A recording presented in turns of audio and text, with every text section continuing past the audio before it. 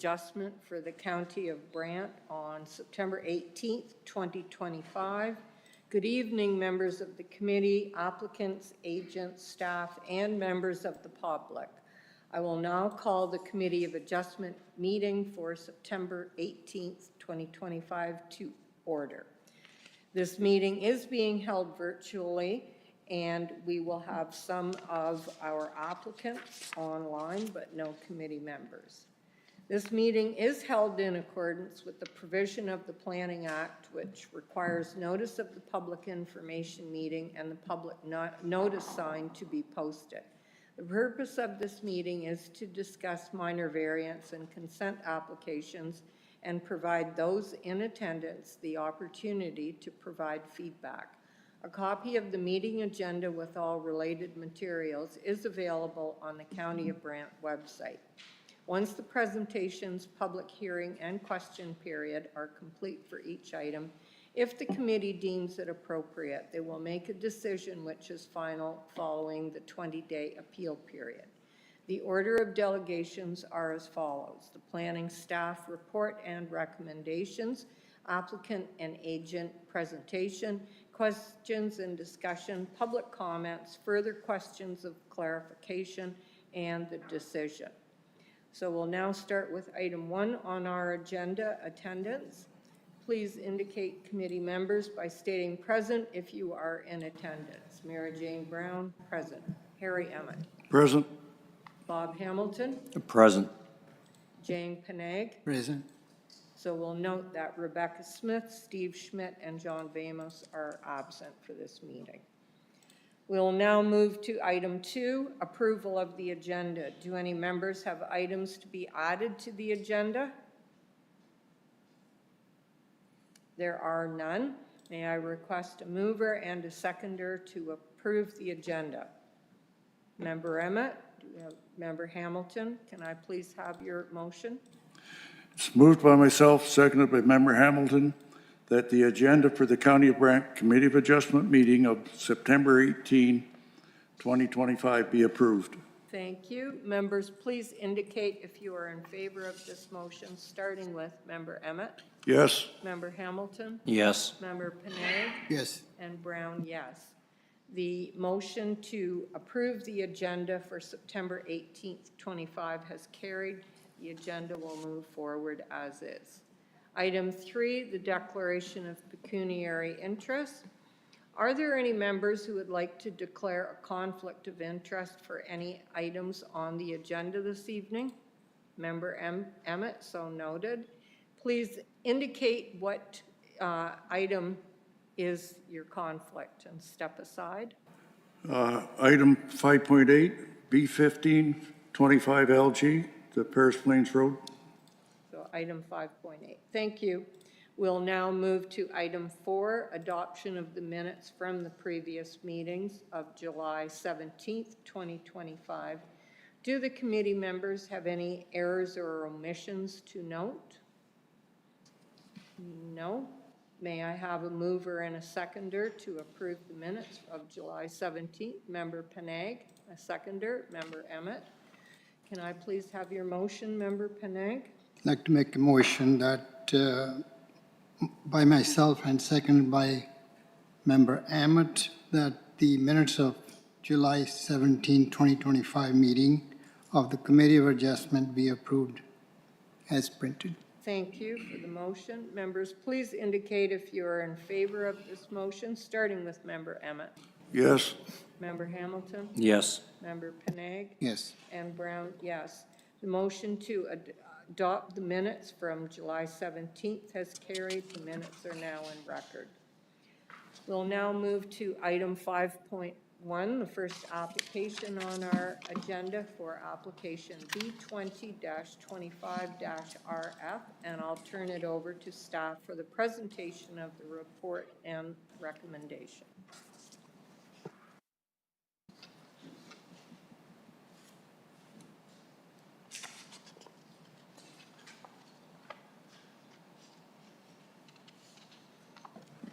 Good evening, everyone. This is a consent application for B20-25RF for 81 Walnut Street. The subject lands are located south of Walnut Street with a frontage of 21.34 meters along Walnut Street and 22.07 meters on Mulholland Drive, and an area of approximately 1,239.3 square meters. The subject lands contain one single detached dwelling and a detached what? Oh, my apologies. My apologies. I forgot to change the slide. Okay, carrying on. Subject lands are designated as community node within the County of Brant official plan and located within the settlement area within Paris and zoned residential singles and semis, R2 within the zoning bylaw 6116. Consent application B19-25-RF proposes the creation of one new residential lot having a frontage of approximately 22 meters along Mulholland Drive and an area of 566 square meters. The proposed new lot is consistent with applicable policies and complies with zoning regulations for lot creation within the urban settlement areas, and no development has been proposed as part of this application.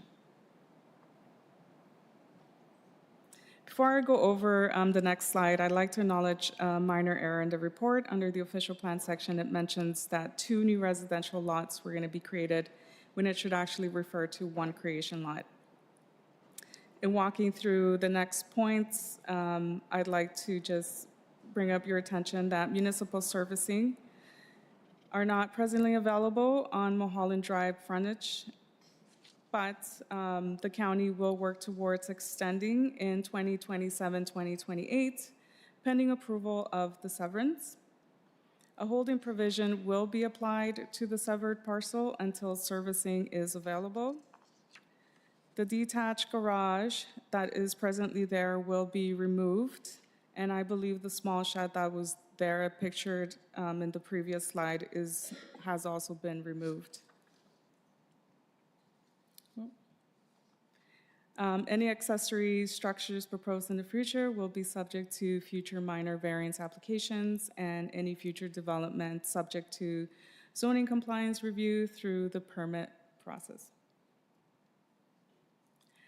Notice of this application, including contact information and the date of public hearing, was circulated by mail on September 3rd to all property owners within 60 meters of the subject lands in accordance with Section 45.5 of the Planning Act.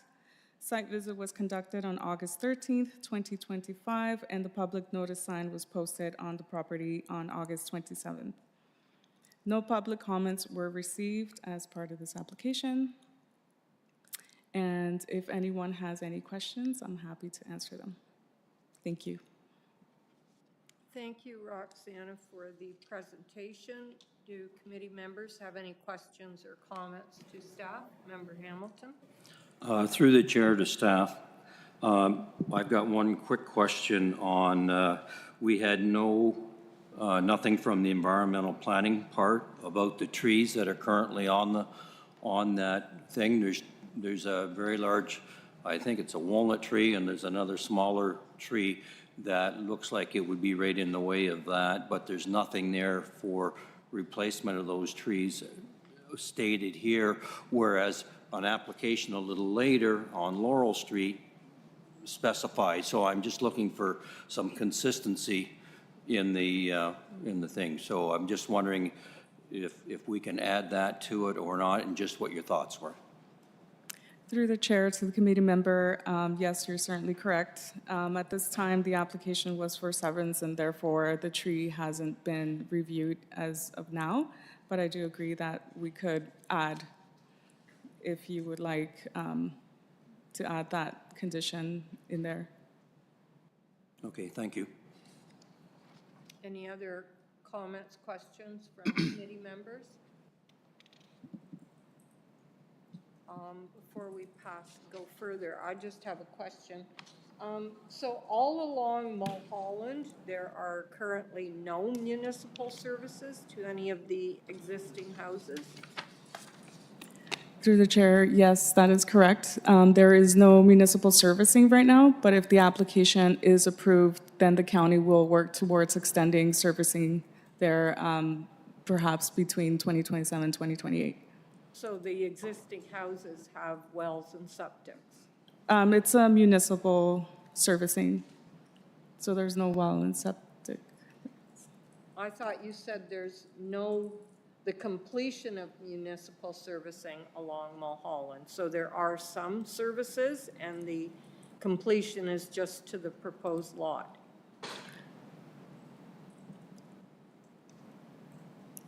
So right now, there is no servicing. My apologies if I said that wrong. But to confirm, there's no servicing yet on Mulholland. But if this application is approved, then it will be extended, yes. Thank you. Then is the applicant or their agent present or online?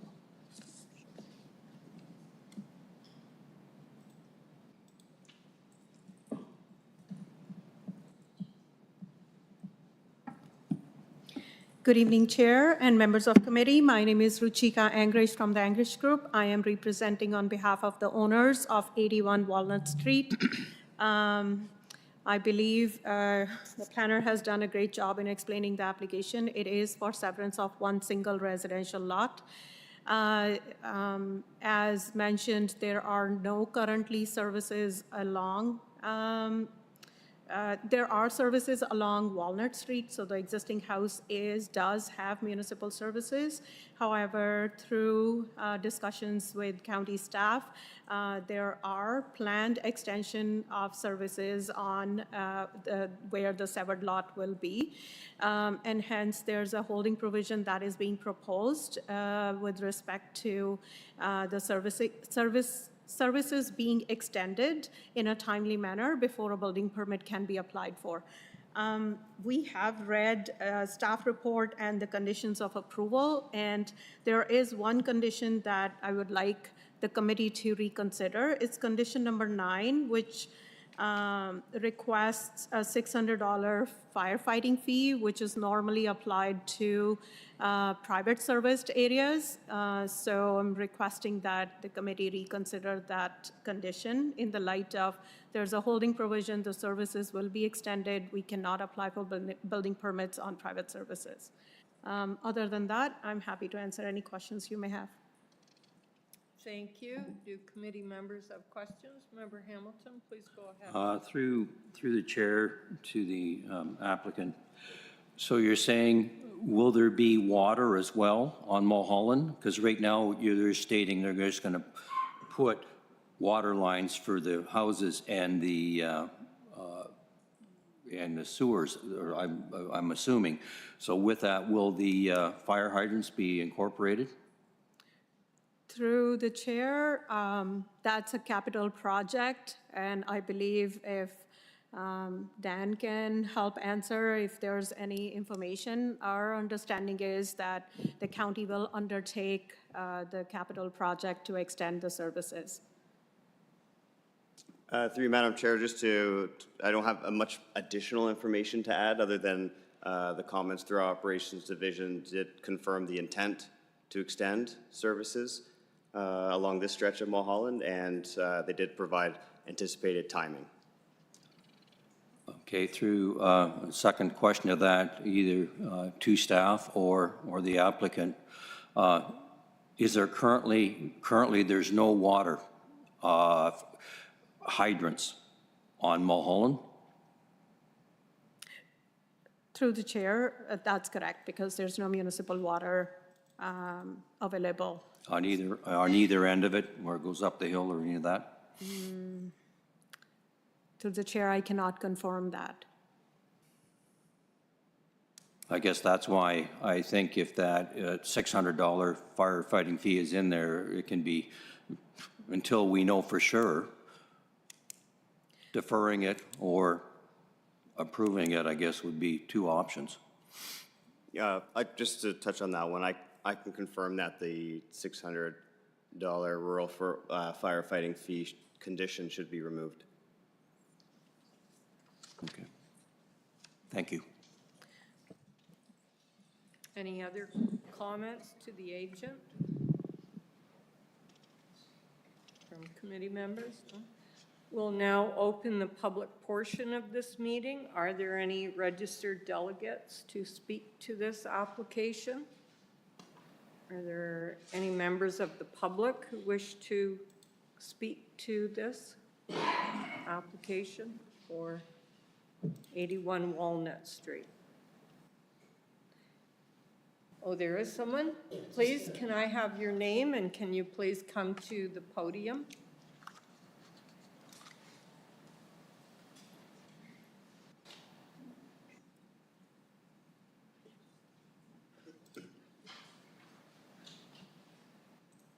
Please state your name and address for the record. Jeff Yardy, 87 Walnut Street. Yes. We received this notification in the mail, and the question that I have, and some of the questions were answered this evening, there is no building proposed at the moment, it's only a lot severance. Is that correct? Yes, at this It- point. Yeah, is the intent to build the building going to be like a single-family home, a multi-unit building, a multiple-store building? Or just like a ground floor, one-level bungalow-type home? Do you know what the intentions are? I will ask the agent to respond to that question because she's representing the applicant, so she Okay. would be more familiar with their intention. Yeah, when I received this, just to be clear, I kind of assumed that it was for obviously the severance and the building will be started, is what I kind of thought. And my question was the type of building that would be approved and what would be planned. Building permit application is a different Is a process. separate thing, yeah, well, that's what I learned already now in this meeting, but just wanted to be clear. Thank you very much. Oh, you're welcome. Are there any other members of the public who wish to speak to this? I'll now close the public portion of this application. And I'll ask the committee, are there any final questions or comments to staff or the agent?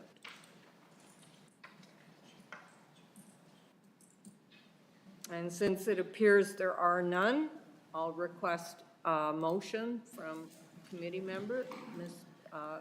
Member Hamilton, please provide your motion and see if you reach a seconder. Great.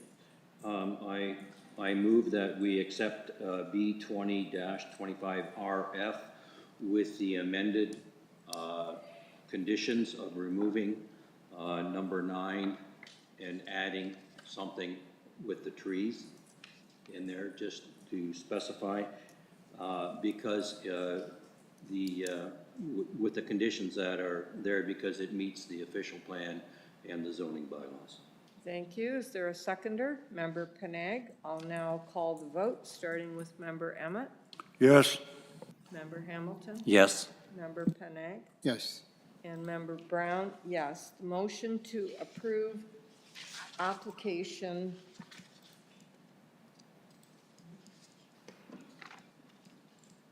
B 2025RF has carried, so that application is now approved. I will now introduce item 5.2 for application B 1825RF and turn it over to staff for the presentation of the report.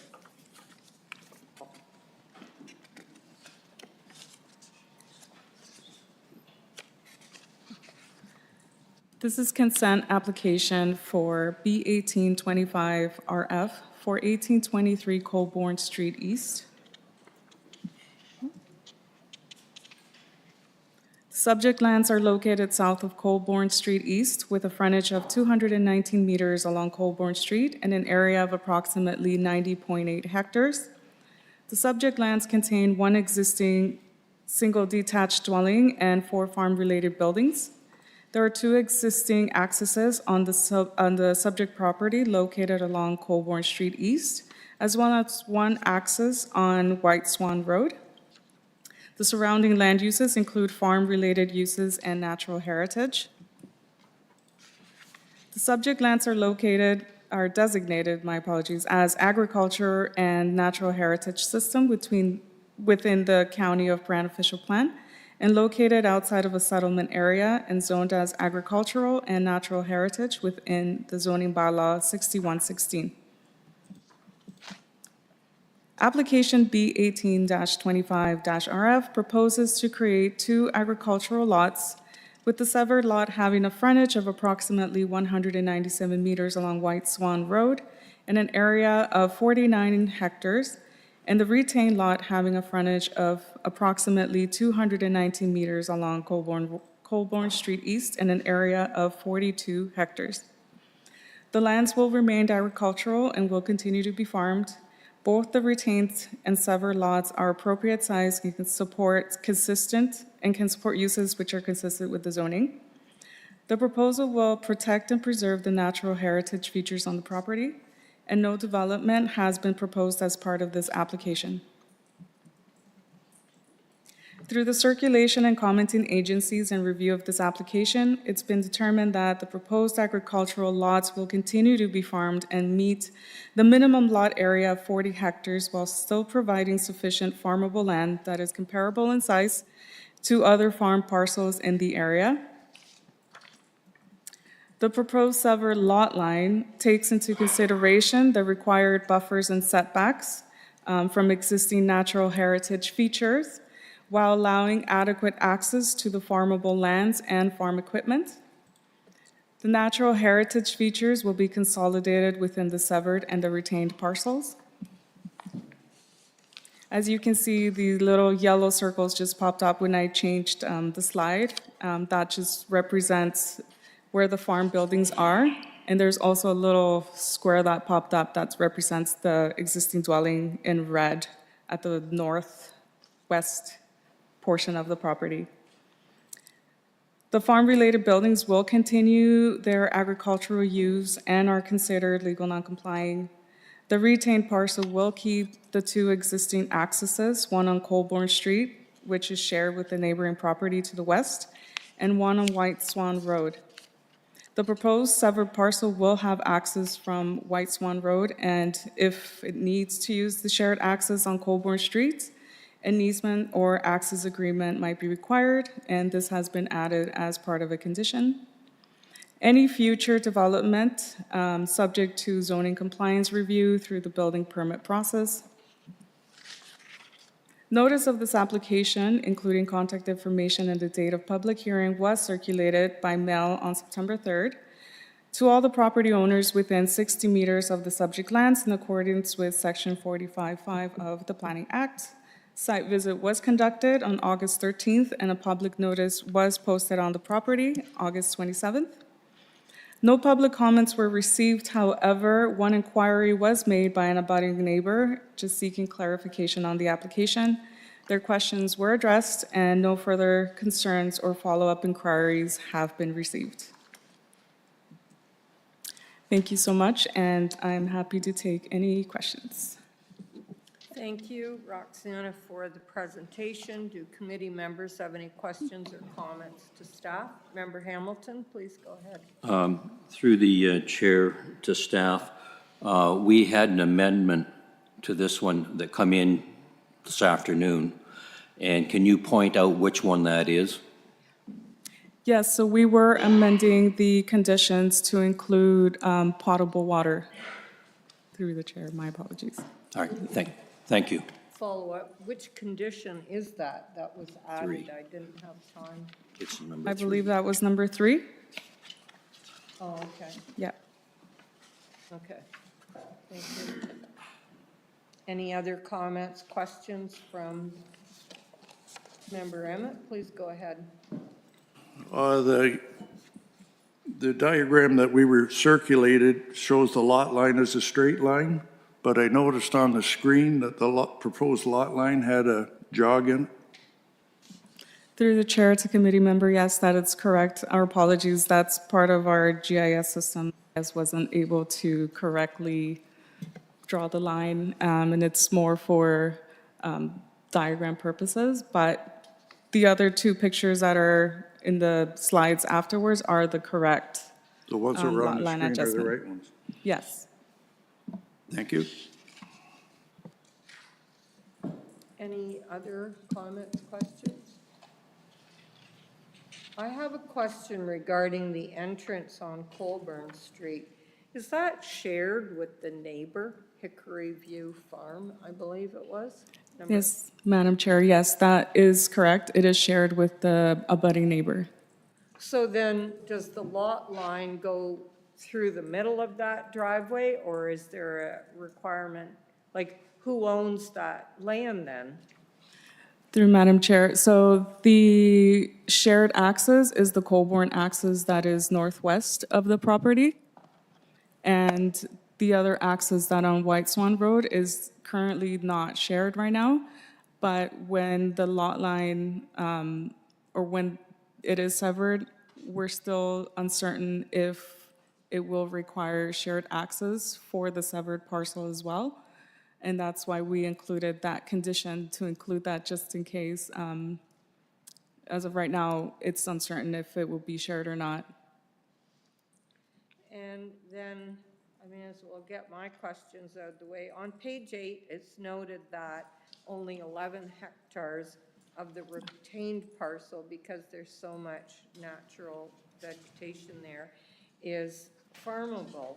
So my question is, why split it when really, and would you consider an A9 zone on the severed parcel then? If I'm referring to them right, retained and severed. Madam Chair, so are you referring to the farmable land that is currently available? Okay, so I know that that was part of the comments, I believe, that suggested that there was only 11 hectares for the retained parcel of farmable land, but there's actually 19 hectares. They missed the extra 8 hectares that are available. So there is 19 hectares of farmable land in the retained parcel. And because the severed parcel has or meets the minimum requirement of, how can I say, of not farmable land, but of the lot size. For a farm, it doesn't require an A9. So a building permit can be issued on the severed parcel. Madam Chair, yes, that is correct. Thank you. Any other comments, questions to staff? Then is the applicant or their agent present to add to the online? Thank you. Can we have your name? Good evening. My name is Odette Gomes with Arcadis. I am here representing the property owner, Mr. David Hunter, and he is in your audience this evening as well. We want to thank staff for all their hard work in getting us to this meeting this evening. Roxana has done an amazing job in presenting the application, and I don't think we need to go through all those details again. Just one thing I would like to just kind of clarify, maybe provide you a little bit more information, is the intent of severing this land is the retained lands are, so the entire lands are farmed right now by an adjacent farmer who also owns a piece of land that's adjacent to these lands that doesn't have appropriate access. So the intent would be for him to purchase these lands and add it to his farm and make his farm more viable, and also provide him with adequate access to those lands as well. So we're just making all the lands kind of in the vicinity better than they are today, because they are kind of chopped up and cut up with all the environmental lands that exist. Through the severances, we've also done a lot of work in ensuring that all the environmental lands and natural heritage lands are all protected as well. And the farming operations and everything that exists today, all the accesses, everything will just continue. So everything will basically stay the same and then improve kind of over time. So I'm happy to answer any other questions that you may have or provide you clarification. Mr. Hunter is also there, as I stated, and if there's any questions specifically for him, I know he's happy to answer them as well. So thank you. Thank you. Do committee members have any questions to the agent? Through the chair, Panay, please go ahead. through the chair, I have one question. Would there be one residence allowed on the severed lot on White Swan Road, or multiple homes, or a development? Did you Just hear? one home. Just one? Yeah, through the chair. Yes, just one home. Thank you. Any other questions?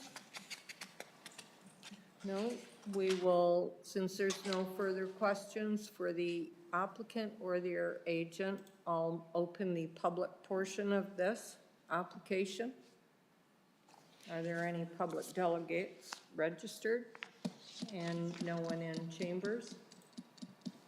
I'll now state that the public portion of this application is closed.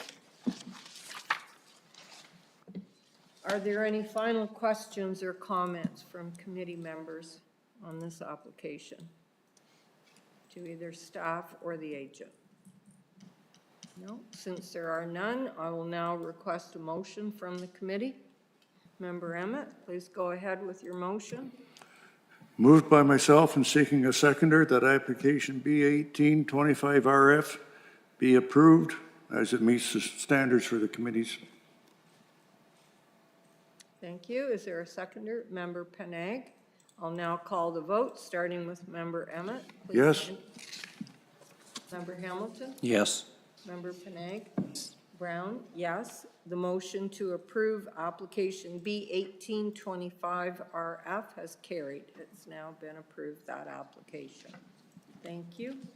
I will now introduce item 5.3 for application B13 and B1425RF and turn it over to staff for the presentation of the report and the recommendation.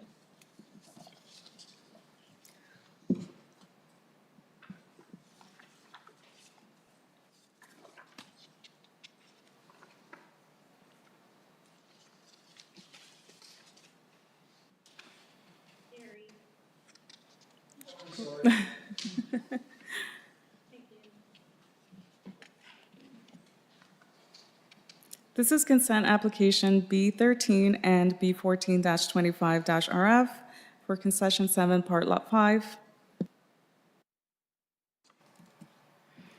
The subject lands are located north of 8th Concession Road with a frontage of 284 meters along Concession Road in an area of approximately 7 hectares. Subject lands are currently vacant, and the surrounding area includes residential, agriculture, and industrial. The subject lands are designated as neighborhoods and natural heritage system within the County of Brant plan and located within the urban settlement area of Burford and zoned as suburban residential with a holding provision and natural heritage in the zoning bylaw. Application B13 and B14-25-RF proposes to create 2 new residential lots having frontage along 8th Concession Road of approximately 126 meters and an area of 1.14 hectares. The application is required to support future residential development within the Burford settlement boundary on private services. Each proposed lot will have a frontage of 63 meters and an area of 0.57 hectares, and no development has been proposed as part of this application. Through the circulation to commenting agencies and review of this application, it's been determined that the proposal represents a minor rounding out within Burford's urban settlement area, and although municipal services are not yet available, a minimum lot size is required to support the private servicing. Zoning bylaw amendment ZBA 10-24-DN was approved to rezone the lands to permit limited development to ensure that future development potential of the retained parcel is not compromised, which is the proposal we're now currently seeing. The proposed severed lots demonstrate sufficient size for the new lot creation in accordance with the hydrogeological report that was submitted by the applicant and meets the requirement of suburban residential zones. However, additional work is still required, which brings me to the next point, that further refinement and assessment of the hydrological study is needed to finalize water and wastewater servicing. A condition has been included to address this requirement. A letter of acceptance from the owner of the subject lands is required because the surface water from the 2 severed lots will drain into the ditch located on the retained lands. The letter should confirm that the drainage is permitted, and after discussions with the agent, this has been amended to be a separate condition in the conditions list. Any future development, including the construction of a single detached dwelling on the severed lots, will be subject to zoning compliance review through the building permit process. The notice of this application, including contact information and date of the public meeting, was circulated by mail on September 3rd and to all property owners within 60 meters of the subject lands in accordance with Section 45.5 of the Planning Act. Site visit was conducted on August 13th, and a public notice sign was posted on the property on August 27th. No public comments were received at this time. And that is it for now. Any questions, I'm happy to answer. Thank you for the presentation, Roxana. Are there any questions, comments from committee members?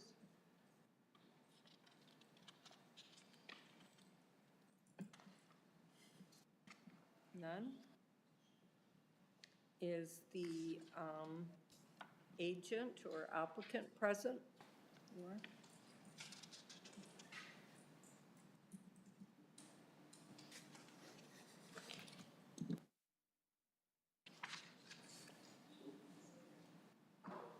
Now it's on. Good evening, committee. My name is Scott Polandre. I'm a planner with G. Douglas Valley Limited. Firstly, I want to thank both Roxana and Dan. We've been working through this one for the better part of 2 years now. Happy to have gotten to this point working together with them. The only comment I'd have on the application, and we did talk about the conditions, just a consideration for condition 6 and maybe some clarity on that, as it's unclear whether work needs to be completed as a condition of approval or if it's an agreement in principle that this needs to be done. I have provided staff with an updated wording proposal. The 6th condition is basically a letter from the owner acknowledging that permits are required to be done, or work permits are required to be applied for. That's handled under work occupancy permits and other applicable county bylaws. So it would just be the applicant acknowledging they do need the necessary permits. The second point under condition 6 is redundant, as it's already handled under condition 2. So we'd like to see that removed just for clarity's sake. The third point, the extension of the roadside ditch, the full frontage of the property completed. And again, we would like to see this moved as part of that letter of acknowledgement that that does need to happen. And again, that would be required as part of the building permit. They have to apply for entrance permits and they have to provide a plan showing the extent of the work to be done from a qualified engineer. So it would again just be, instead of kind of indicating the work needs to be done as a condition of approval, it would be agreeance that this work does need to be done and acknowledgement from the owner. And again, I think it's already been addressed with Roxana, is that third point under condition 6, the letter from the owner. I am representing Ethel. She is here in the audience tonight as well. And that is a separate condition of itself. Again, just to provide some clarity on the conditions, because when we start working through these, it can sometimes be unclear as we try to move forward. So just looking from direction from the committee and staff on that. Can I ask that the planning staff answer the question for the clarification?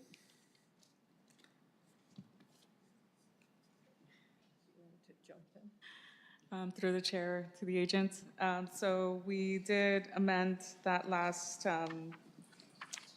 the letter of acknowledgement, that will be a separate condition. It wasn't part of the addendum, because we were just discussing that literally today, so, but it has been updated in the conditions list. Regarding the other points, to remove the redundancy for that first point, I believe it was, or the second point. If committee would like to do that, that would be fine to provide clarity. Could I just ask that okay, for 6, there are 2, 3, 4 bullets. We label them A, B, C, D. Are you in agreement with the removal of item 6B because the agent is stating it's redundant to condition 2? Madam Chair, yes, I think that is addressed under condition number 2. Okay, and then you're Can be leaving removed. 6A as is? 6A, That's the Yes. first, did you receive the addendum to tonight's package? There were, I do have an addendum. I know we were working with Roxana to even have some last minute changes. Ideally, we would just like to have condition 6B, the owner will agrees and acknowledges in writing that they're required to have, and then 6A can remain, which is the public works permit, and then they acknowledge that the roadside ditch will be required to be extended. I just don't want to get into a situation where a condition of approval is the applicant having to extend the ditch. So it would just be written acknowledgement that they need to apply. So written acknowledgement that 6A is still in there, and 6C, which is the extension of the roadside ditch. but then 6D, I'm a little confused on that because the letter of acceptance can stay. So 6D is going to be a separate condition. Okay. And it'll be a standalone condition on itself. The applicant is severing their own land, and they will happily accept water from their own land. So they have no problem providing that letter. It just cleans up the conditions. It breaks them into just more clearly and logical conditions for us. And do committee members have any comments, questions on those proposed changes? Just a clarification. Pardon me, through the chair. Just clarification, we're bouncing in and out here. We just received this Yeah. at 6:30. So you're asking us to make a decision, and it seems to be a little, you've added something, you're taking something away. We have a D here that you're saying you want a separate condition. So if we want amended conditions, we need some clarity. So why don't we work through them? 1, 2 are staying. Yep, 1 and 2 are good. We're 3 was an addition for the Hydro G. happy with that. That. Yep. And item 4 is the same, and item 5 are the same. Yes. Then we're into item 6A, and then C will now become B. So there's only 6A and B, and then 6D will move to 7. Yes. And then all will be renumbered, 8 down through now 14. And are you in agreement with 8 through to 14? Yep, in agreement with all of those conditions. And then, I guess just for the first line of 6, where it says, the applicant owner completes the following requirements to the satisfaction of Brant County Engineering Department. The suggested wording there is that the owner applicant provides written confirmation. They understand and agree that building permits will not be issued until the following is completed. And I'll ask the committee, are you all okay with those proposed changes? Thank you. It adds a little clarification to it. That's a lot of changes. So they do not complete for the preamble to condition 6 that says applicant owner provides written confirmation to the satisfaction. Okay. Okay. And I do have wording if there's a, if there's a secretary, I can hand wording to them as well. And I have a question, well, I think it was, there was a holding position condition too. or no? Oh, that's where I'm a little confused. All of it. Okay, so it's on all of that, not. Right. Okay, the whole retained part. Any other comments, questions? Then I will open up the public portion of this meeting, or of this application. Are there any registered delegates? Are there anyone in council chambers who wish to speak to this? And since there are none, I'll ask again, and then I have closed the public portion of this application. So I'll now ask committee members, do you have any final comments or questions to the agent or the staff person? No? Then I'll ask for a motion from the committee. Member Hamilton, please go ahead. Moved by myself, seeking a seconder for application B13 and B14-25 RF to be approved with the multi-amended conditions. Because, to follow that, because it does follow most of the County of Brant official plan and zoning bylaws. I'll only question staff. For both applications are identical, so there's no need to have a separate motion for each application? Correct. Okay, we will do it this way. Then, do you wish to second? Yes. Member Panay. Then I'll now call the vote, starting with Member Emmett. Yes. Member Hamilton? Yes. Member Panay? Yes. And Brown, yes. The motion to approve applications B13 and B1425 RF has carried. Those applications have now been approved.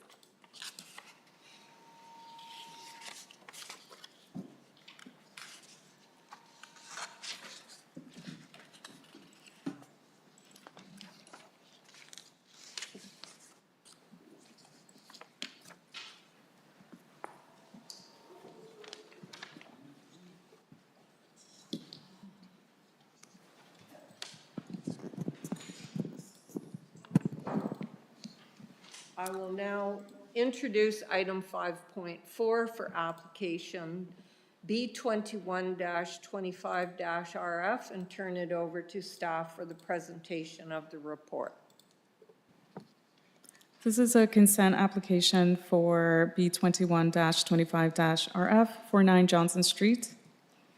The subject lands are located west of Johnson Street with a frontage of 80.45 meters along Johnson Street in an area of approximately 7,419 square meters. The subject lands contain a single detached dwelling and a detached accessory structure. The surrounding area is predominantly low-density residential. The subject lands are designated Village Developed Area and Natural Heritage System within the County of Brant official plan and located within a rural settlement area and zoned as residential hamlets and villages with a site specific within the zoning bylaw 6116. Application B21-25RF proposes a minor boundary adjustment to transfer a parcel of land having approximately 3.7 meters of frontage along Brantford Street, a depth of 17 meters, and an area of 63 square meters from the property at 9 Johnson Street to be severed and conveyed to the abutting parcel at 24 Brantford Street. This consent application is required to resolve a deck encroachment and bring the receiving property into compliance, A county-initiated housekeeping amendment will remove the -3 site-specific zoning from the severed portion. The lot boundary adjustment is not within the natural heritage features. A condition has been included as part of the approval for the owner to consent to the county-initiated housekeeping amendment to remove the -3 site-specific zoning from the severed portion. The lot will be slightly irregular shape, but it's minor in nature, and hence no negative impacts are anticipated for the future development of the retained lands. No new development or lots are being created as part of this application, and the uses of each parcel will remain unchanged. Notice of this application, including contact information and the date of the public hearing, was circulated by mail September 3rd to all property owners within 60 meters of the subject lands in accordance with Section 45(5) of the Planning Act. Site visit was conducted on August 13th, and a public notice sign was posted on the property on August 27th. One public comment was received in support of this application. And if you have any questions for me, I'm happy to answer. Thank you, Roxana, for the presentation. Committee members, do you have any comments, questions to staff? Member Panag? Through the chair, just wanted to know if those trees will be replaced. Some of the trees would, when you have the property together. Through the chair to committee member, it's a minor boundary adjustment and no trees will be removed or replaced. Okay, thank you. Any other comments, questions to staff? Since there are none, is the applicant or their agent present? Yes? Do you wish to add to the staff report? No. Do committee members have any comments or questions to the applicant? No. It appears there are none. Then I will open the public portion of this application. Are there any public delegations registered? Are there any members of the public here in chambers who wish to speak to this application? Since there are none so far, I'll ask again. And I'll now announce that the public portion of this application is closed. So I'll ask committee members, do you have any final questions or comments to staff or the applicant? And since there are none, I'll now request a motion from the floor. Member Panag, do you wish to provide? Yes, I'd like to make a motion that the application B21-25-RF to be approved with the attached conditions. And before I ask for a seconder, staff was not recommending that condition 3 be removed, referring to the -3, was it? You're leaving that condition in. Yes, Madam Chair. Okay, thank you. Is there a second for Member Hamilton? I'll now call the vote, starting with Member Emmett. Yes. Member Hamilton? Yes. Member Panag? Yes, And Brown, yes. The motion to approve application B21-25RF has been approved, so the application is now approved. Thank you.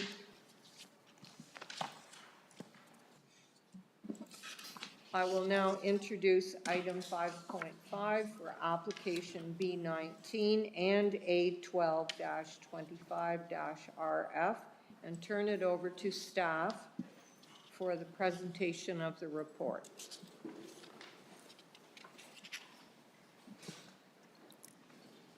So this is a consent application, B19-25-RF, and a minor variance application, A12-25-RF, 463 Laurel Street. The subject lands are located south of Laurel Street with a frontage of 23 meters along Laurel and an area of approximately 596 square meters. The subject lands contain one accessory structure, and the surrounding area is low-density residential, parks, and natural heritage. The subject lands are designated neighborhoods within the County of Brant official plan and located within the settlement area of Paris and zoned residential singles and semis within the zoning bylaw 6116. Consent application B19-25-RF proposes to create one new residential lot with both the severed and retained parcels having a frontage of approximately 11.7 meters and an area of 300 square meters. Minor variance application A12-25-RF is seeking relief from the zoning bylaw 6116 to permit an overall lot coverage of 47% for each parcel, whereas 40% is permitted. The consent application is required to facilitate a semi-detached dwelling. The minor variance application is required to permit an increase in lot coverage to allow each semi-detached unit a two-car garage. Through the circulation to commenting agencies and review of this application, it's been determined that the proposed lots can be adequately serviced by existing municipal infrastructure. Tree removal from the property will require submission of a tree inventory and protection plan. The existing accessory structure on the lot will be removed prior to the development. And I know that there is another structure there, or I believe it's a trailer, and I believe that's also been removed. It's on the picture there, but I believe it's been removed. Applicant can confirm that. Any future accessory structures will be subject to additional minor variance applications as required, and all future development will be subject to zoning compliance review through the building permit process. Notice of this application, including contact information, date of public hearing, was circulated by mail on September 3rd to all property owners within 60 meters of the subject lands in accordance to Section 45.5 of the Planning Act. Site visit was conducted on August 13th, and the public notice sign was posted on the property on August 27th, and no public comments were received. That's all I have for now. If you have any questions, I am happy to answer. Thank you, Roxana, for the presentation. Committee members, do you have any comments or questions? Member Hamilton? Excuse me. Through the chair to staff, I'm just trying to relate to this. We had an original severance application, B6821, back, DN, back previous, where we severed off that portion. What we're severing now is that lot in half, and it's going to be a semi-detached. So was the lot line going down the center of the semi-detached building or houses to be built? Through the Madam Chair to committee member, yes, that is correct. We're doing a further severance of that severed lot, and I believe that the lot line will go through the middle of the semi-detached dwelling, but the applicant is here and he can further confirm that. Okay, yeah, no, it's just in the past, this has happened, but the building's there and we split the building in half into two lots. So we're splitting it prior to the building. Through the Madam Chair, yes, that is correct. Thank you. Any member Emmett, please go ahead. Well, again, the firefighters' fee is in this as a condition. Since this is an urban area, I think that needs to be removed. Thank you. Any other questions from committee members? I just have a question on page 6 where to test 2, speaking to the intent of the zoning bylaw, it refers to a 7-meter wide boulevard between the front property line and Laurel Street. What does it mean? Through the Madam Chair. So I believe that there is a boulevard there, and I believe that part of the review suggested I believe that there is like parking that was suggested to go through that. And I think the boulevard is going to help with the property not being so big, I guess you could say, like, Dan, So help me out. the 7 meters you're saying is running parallel to Laurel Street? Okay, that's Yes. what, yeah, I think. But it's not there now. It is? I believe it is, yes. Yeah, through you, Madam Chair, just to expand on what Roxy was saying, is the right-of-way width along Laurel Street is much wider than what the actual paved portion of the road is. So from the paved portion of the road, the front property line of this particular property doesn't start until 7 meters away from the paved portion of the road. So it is quite deceiving. You can see it on the concept provided with the plan. You'll see that the property line is actually quite far away from the traveled portion of the road, which makes the driveway look very long. So that's the 7-meter area that's being referred to. Okay. Any other comments, questions to staff on that? Then is the agent, or you're the agent for this? Do you wish to add to the staff report? Good evening, committee. Thank you. The applicant as well is online, Derek Fowler. Just thanking staff and appreciate the catch on the rural firefighting condition. Just to add to the condition from the boulevard, part of that was justification for why it will fit in with the neighborhood, because there's the large boulevard, then the 6-meter front yard. So even though the application is seeking for an increase in lot coverage, walking by the site, it won't appear to be overdeveloped because of such a large front yard. There is essentially, as Dan has pointed out, there's 13 meters between the paved edge of the road and the front wall of the house. So it's got that big open front yard to kind of maintain that character of the neighborhood. And to committee member Hamilton's question regarding the dividing wall, yes, they've now got technology that allows them to basically pin that center wall directly where it needs to be, using surveying equipment, lasers, that type of thing, to be able to make sure that dividing wall is exactly along the property line. Other than that, I can answer any other questions that the committee might have. Do committee members have any questions to the agent or applicant online?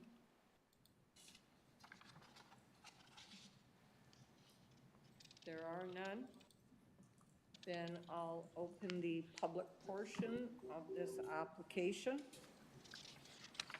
Are there any public delegations registered? Anyone in the audience that wishes to speak to this? I'll ask again, since there are no members of the public who wish to speak to it, I'll announce the public portion of this application closed. And I'll ask committee members, are there any final questions or comments to staff or the agent or the applicant on this? Member Hamilton. Through the chair to the applicant, just for clarification, you've got 20 feet or 7 meters from the edge of the road back. Where does the lot line start? Is that area there that you were talking about owned by the town or the county? Okay, so the lot line starts back behind, and that's why we're looking at needing 47% versus 40% for lot coverage. Okay, thank you. Do you wish to, that was a question, no? So I think in terms of the lot coverage, it's a lot that, just given the footprint of the building, they need that extra percentage. It's also noted that you would be able to have an accessory building, things like that, up to an additional 15%, just given the size of the lot, I think it's an efficient use of land. I think with the boulevard, what it does though is it doesn't give that impression of the overdevelopment. It's the size of the lot that requires that actual relief from that 7%. But when talking about the boulevard, when you're walking through the area, you're not going to feel like it's this cramped sort of building that's too big of a building on a smaller sized lot. That's what the boulevard will provide that extra relief from. Okay. A secondary question to that, there are about 3 or 4 trees on the front of that which are in the boulevard, owned by the town of Paris or the county of Brant. And they will then, with the plan in here, have to be replaced with the tree laws that we have. So through the chair, tree protection plan will be required as part of a condition of severance, and it'll be identified of, with the grading plan and the actual construction plans, what trees need to be removed, what trees can stay, and then if any trees do need to be removed, particularly county trees, then there will have to be as per the county bylaws, any reparations made for that. Okay, thank you. Any other comments or questions? Final ones? And since there are none, and we are dealing with a severance and a minor variance, could I have a motion put forth by a committee member separately on each? Member Emmett, please go ahead. Moved by myself, seeking a seconder that application B1825 RF be approved, I believe, minus the condition 7 of the firefighter's fee. okay, I believe it's B19. I have B19, Well, correct? Okay, I'm reading this one and it says 18, so oh, okay. that's the staff to sort that number out properly. We'll agree it's B19. All right. Is there a seconder? Member Panag? And I'll now call the vote, starting with Member Emmett, Yes. Member Hamilton, Yes. Member Panag, Yes. and Brown, yes. The motion to approve application B1925RF has carried. Could I have, I'll assume you're wishing to do the motion for A12. Moved by myself, seeking a seconder that application A1225RF be approved. Thank you. Same seconder, Member Panag. I'll now call the vote. Member Emmett, Yes. Member Hamilton, Yes. Member Panag, Yes. and Brown, yes.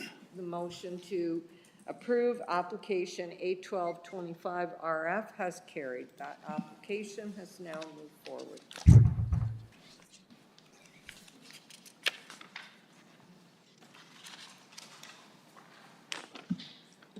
I'll now introduce item 5.6 for applications B16 and B1725AV and turn it over to staff for the presentation of the report.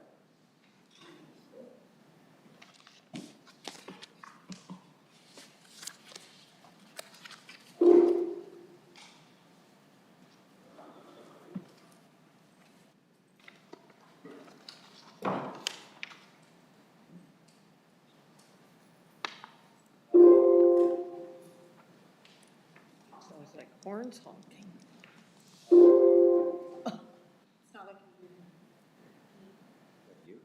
It's not me.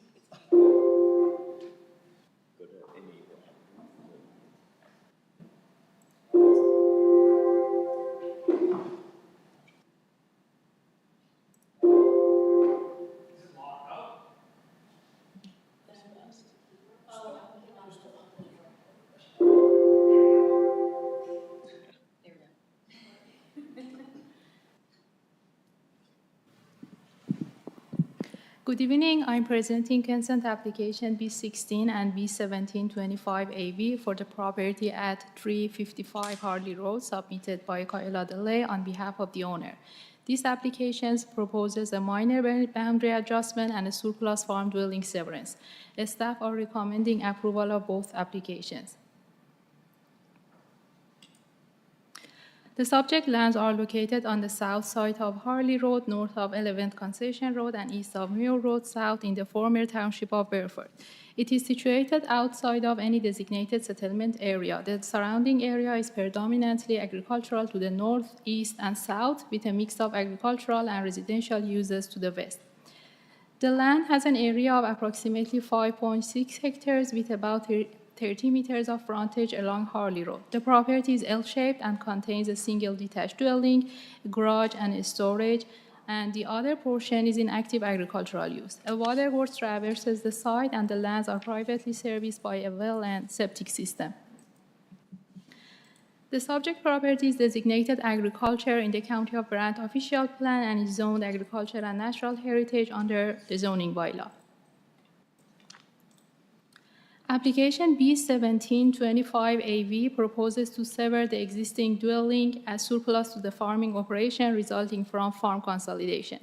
The severed lot will be approximately 0.35 hectares in size with 30 meters of frontage and will contain the existing dwelling, driveway, private well, septic system, and the existing accessory structures.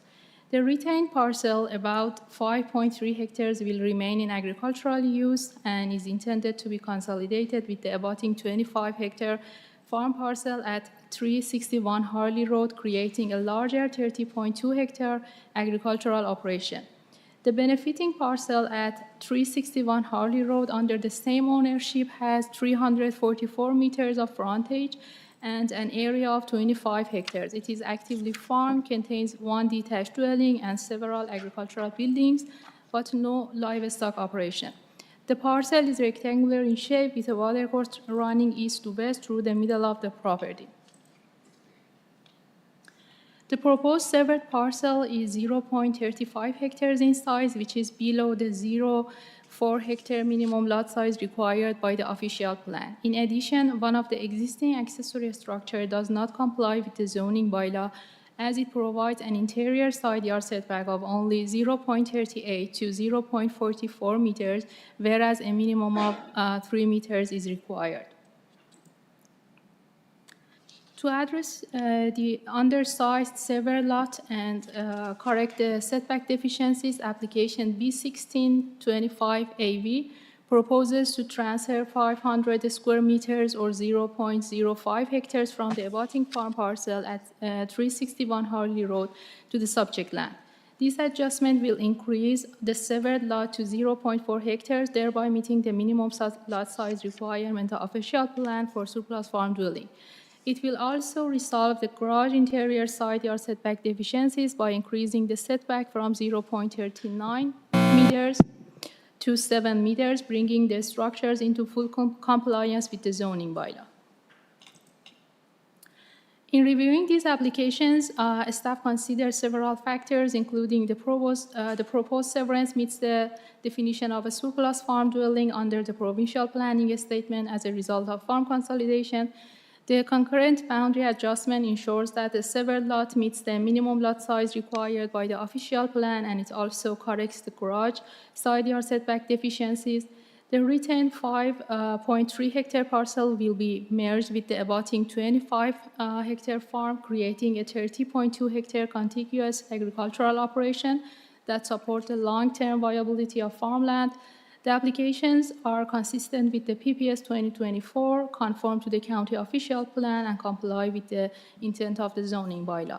Finally, the technical review confirmed that both servicing and access are adequate, and no objections were received from agencies or internal departments.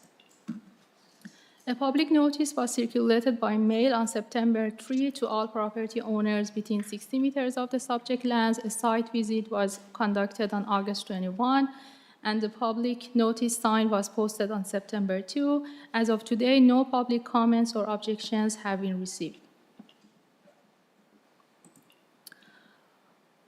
So staff recommend approval of consent application B16 for the minor boundary adjustment and B17 for the surplus farm dwelling severance, subject to the conditions outlined in the staff report, and I would be happy to answer any questions.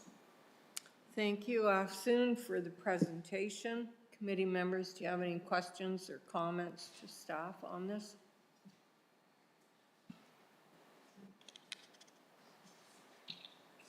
None? I have a question. I believe we have severed surplus farm dwellings in the past which had undersized parcels or were their garage or whatever was already sitting too close to the retained agricultural land.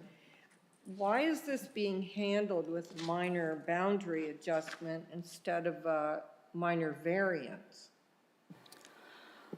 Through the Madam Chair, because it is actually an official plan policy conflict.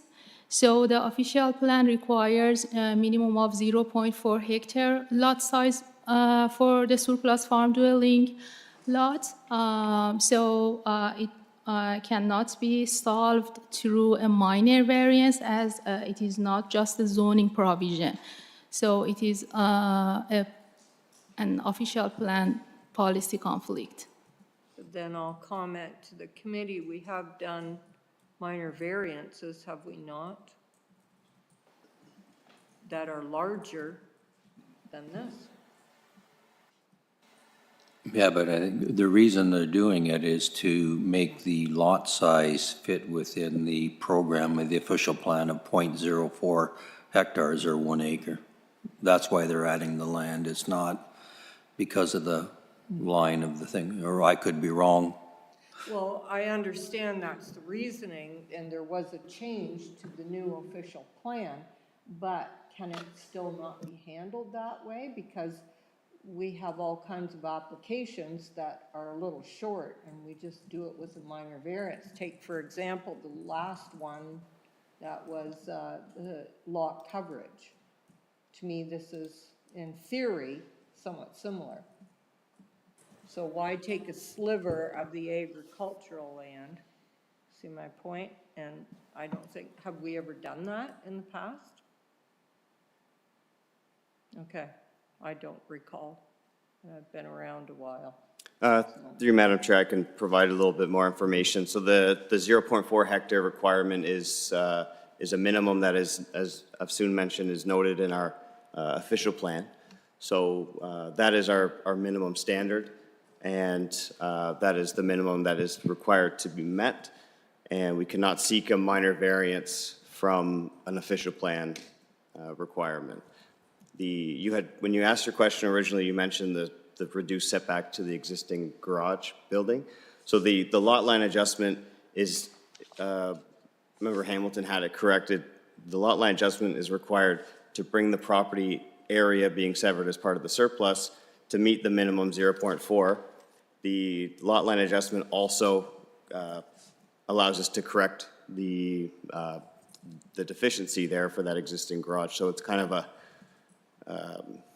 an added bonus of the lot line adjustment, but the primary purpose of the lot line adjustment is to meet the minimum requirement for the surplus dwelling as required in our official plan. I guess that answers my question. Any other comments or questions to staff? Then I'll ask, is the applicant or their agent present or online? Yes? Oh, someone we know. Would you like to come forward?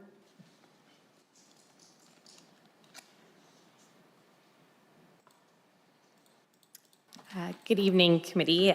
My name is Kayla DeLay. I'm the agent on behalf of Randy Wallet. I have nothing further to add. I would just like to thank staff for the report, but I'm happy to answer any questions that you may have.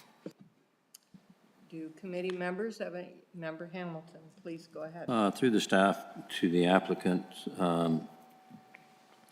this land is currently owned by the same individual. When was the purchase made of the thing? Lately, or has it been like this for a number of years? Through the chair, it has been a recent purchase within the last year. All right, thank you. Any other comments or questions? And then I will open the public portion of this application. Are there any public delegations registered? Are there any people in the audience who wish to speak to this application? 355 Harley Road. And I'll ask again, and since there are none, the public portion for this application is closed. And I'll ask committee members, do you have any final questions or comments to staff or the agent? Member Emmett, please go ahead. Well, just a comment, I believe this is a rural property, but it's in a settlement area, so we don't have to have the firefighter's fee in there, correct? I'm going back to the old firefighter. We're having a lot of trouble with firefighting tonight, aren't we? Well, it was in the ones before, and it's not in this one. I'm just making sure that it's, I know we're not really creating a new lot, but it's just a lot line adjustment. I believe that works for me. I'm just making sure that it works for the staff. Through you, Madam Chair, that explanation works for me as well. Okay, cool. Then with that, I'll ask for, they do have different conditions, and they are slightly different. So I would suggest that we get a motion for each application. Do I have a committee member who wishes to put forth a motion? Member Hamilton. Moved by myself, seeking a seconder for application B1625AV, which is the boundary adjustment, that it, with the list of conditions, be approved. Thank you. Seconder, Member Emmett. I'll now call the vote, starting with Member Emmett. Yes? Member Hamilton. Yes. Member Peneg. Yes. And Brown, yes. The motion to approve application B1625AV has carried. That application is now approved. And Member Hamilton, will you do the motion for application B17? Moved by myself, seeking a seconder for application B17-25AV, which is the surplus dwelling, be approved with the conditions that have been put forward. Thank you. Member Emmett, you wish to second? Thank you. Correct. I'll now call the vote. Member Emmett? Yes? Member Hamilton? Yes. Member Peneg? Yes. And Brown, yes. The motion to approve application B1725AV has carried. That application has now been approved. Thank you.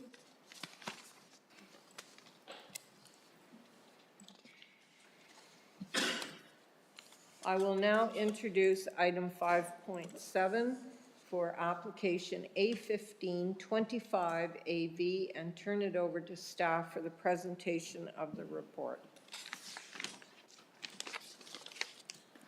This presentation is for a minor variance application A1525AV submitted by Dan Easton for the property located at 59 Dumfries Street in the former town of Paris.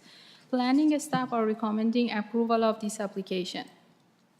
The subject lands are located on the west side of Dumfries Street, north of Main Street, within the Paris settlement area. The lot has an area of approximately 441 square meters with 19.3 meters of frontage along Dumfries Street. The property contains a semi-detached dwelling attached on one side to 61 Dumfries Street, as well as a detached garage with driveway access from Dumfries Street. The surrounding area is primarily residential to the north, west, and south, with a mix of residential and institutional uses to the east. The property is fully serviced by municipal water and sanitary services. It is designated community node in the official plan and is zoned residential singles and semis within a heritage area under the zoning bylaw. Relief is requested from Section 4, Table 441 of the zoning bylaw as amended by Bylaw 4725, 4 units as of right, to permit reduced rear and interior side yard setbacks of 1.5 meters each, whereas the bylaw requires a minimum setback of 3 meters for accessory structures exceeding 4.5 meters in height. The variance is requested to allow for the construction of a detached two-story accessory structure with a garage at grade and additional residential unit or ARU above. The proposed structure will have a footprint of approximately 65 square meters, and the existing garage will be removed to accommodate this development. The design complies with the height requirements of the zoning bylaw, and overall lot coverage remains below the maximum permitted in the R2 zone. A total of 3 parking spaces are required, and these can be accommodated on the property. In reviewing this application, staff identified several key considerations. First, with respect to privacy and compatibility, the applicant has incorporated design measures to address potential overlook concerns. Only one elevated window is proposed on the north elevation, and staff have recommended the installation of a privacy screen along the north side of the proposed balcony. There is no significant impact on the neighboring property to the west at 58 Main Street. The property sits at a higher elevation due to the slope along Main Street, and there is no dwelling directly adjacent to the proposed structure. As a result, privacy and shadowing impacts are minimal. Second, with respect to engineering and parking, a 1-meter buffer from the north property line is required for parking areas. The proposed site plan demonstrates that this requirement can be satisfied either by providing 2 parking spaces in the exterior driveway and 1 space within the proposed garage, or by providing 2 spaces within the garage and 1 exterior space. In either configuration, the proposal meets the minimum parking provisions of the zoning bylaw. Third, with respect to the heritage overlay, subsection 443B of the zoning bylaw confirms that rear yard accessory structures of this scale and location are exempt from a heritage evaluation. And finally, from an environmental perspective, written consent is required from abutting property owners for any alteration or injury to boundary or shade trees. The owner has already obtained written permission from the neighboring property owners at 57 Dumfries Street to the north and 58 Main Street to the west, in accordance with the requirements of the Forestry Act. Notice of this application was mailed to the property owners within 60 meters on September 3, 2025. A public notice sign was posted on the property on August 29, and a site visit was conducted on September 8. No public comments or concerns have been received as of today. Planning staff are satisfied this application meets the 4 tests under Section 45, subsection 1 of the Planning Act. The requested relief is considered minor in nature, representing a reduction to 1.5 meters that can be managed in terms of potential impact, particularly with the mitigation measures incorporated into the design and supported by the surrounding context. The proposal is both desirable and appropriate for the use of the land, as it introduces a modest ARU on full municipal services, thereby supporting housing diversity within the settlement area. In addition, the variance maintains the general intent and purpose of the both official plan and the zoning bylaw. For these reasons, staff recommend approval of minor variance application A1525AB. Thank you, and I would be happy to answer any question. Thank you, Afsoon, for the presentation. Committee members, do you have any comments or questions to staff? None? Oh, Member Hamilton. Through the chair to staff, I'm just looking for procedure here. Sometimes in the past, we've put conditions on minor variances. There appears to be none on this one, but you've addressed 2 or 3 key things. Is that written someplace with this prior to the building permit being issued? Through the chair to the committee member, we have considered these as advisory notes that will be addressed at building permit stage. But if you believe that it would be better to consider them as a condition, we will definitely consider them. Yeah, no, I'm just curious that we have them, sometimes we do, to make sure that it's done prior to. I know the building permit will do certain things, but tree things and the privacy will not be addressed in the building permit, will it? Regarding the trees, the owner has already obtained written approval from the neighboring properties. And regarding the privacy screen, I have already talked with the owner, and he agrees to install a privacy screen on the north side of the balcony. But I believe we can still consider them at the building permit stage. Okay, no, I'm just looking for a clarification. I'd just like to be consistent when we do things and not bounce yes here, no there. So, okay, I'm fine with that. Thank you. Any other comments, questions to staff? I'll ask, is the agent or applicant present to make a presentation or add any other details to the staff report? Dan. Can we see, can he hear me? What's his last name? Aston. Oh. Mr. Aston, can you hear me?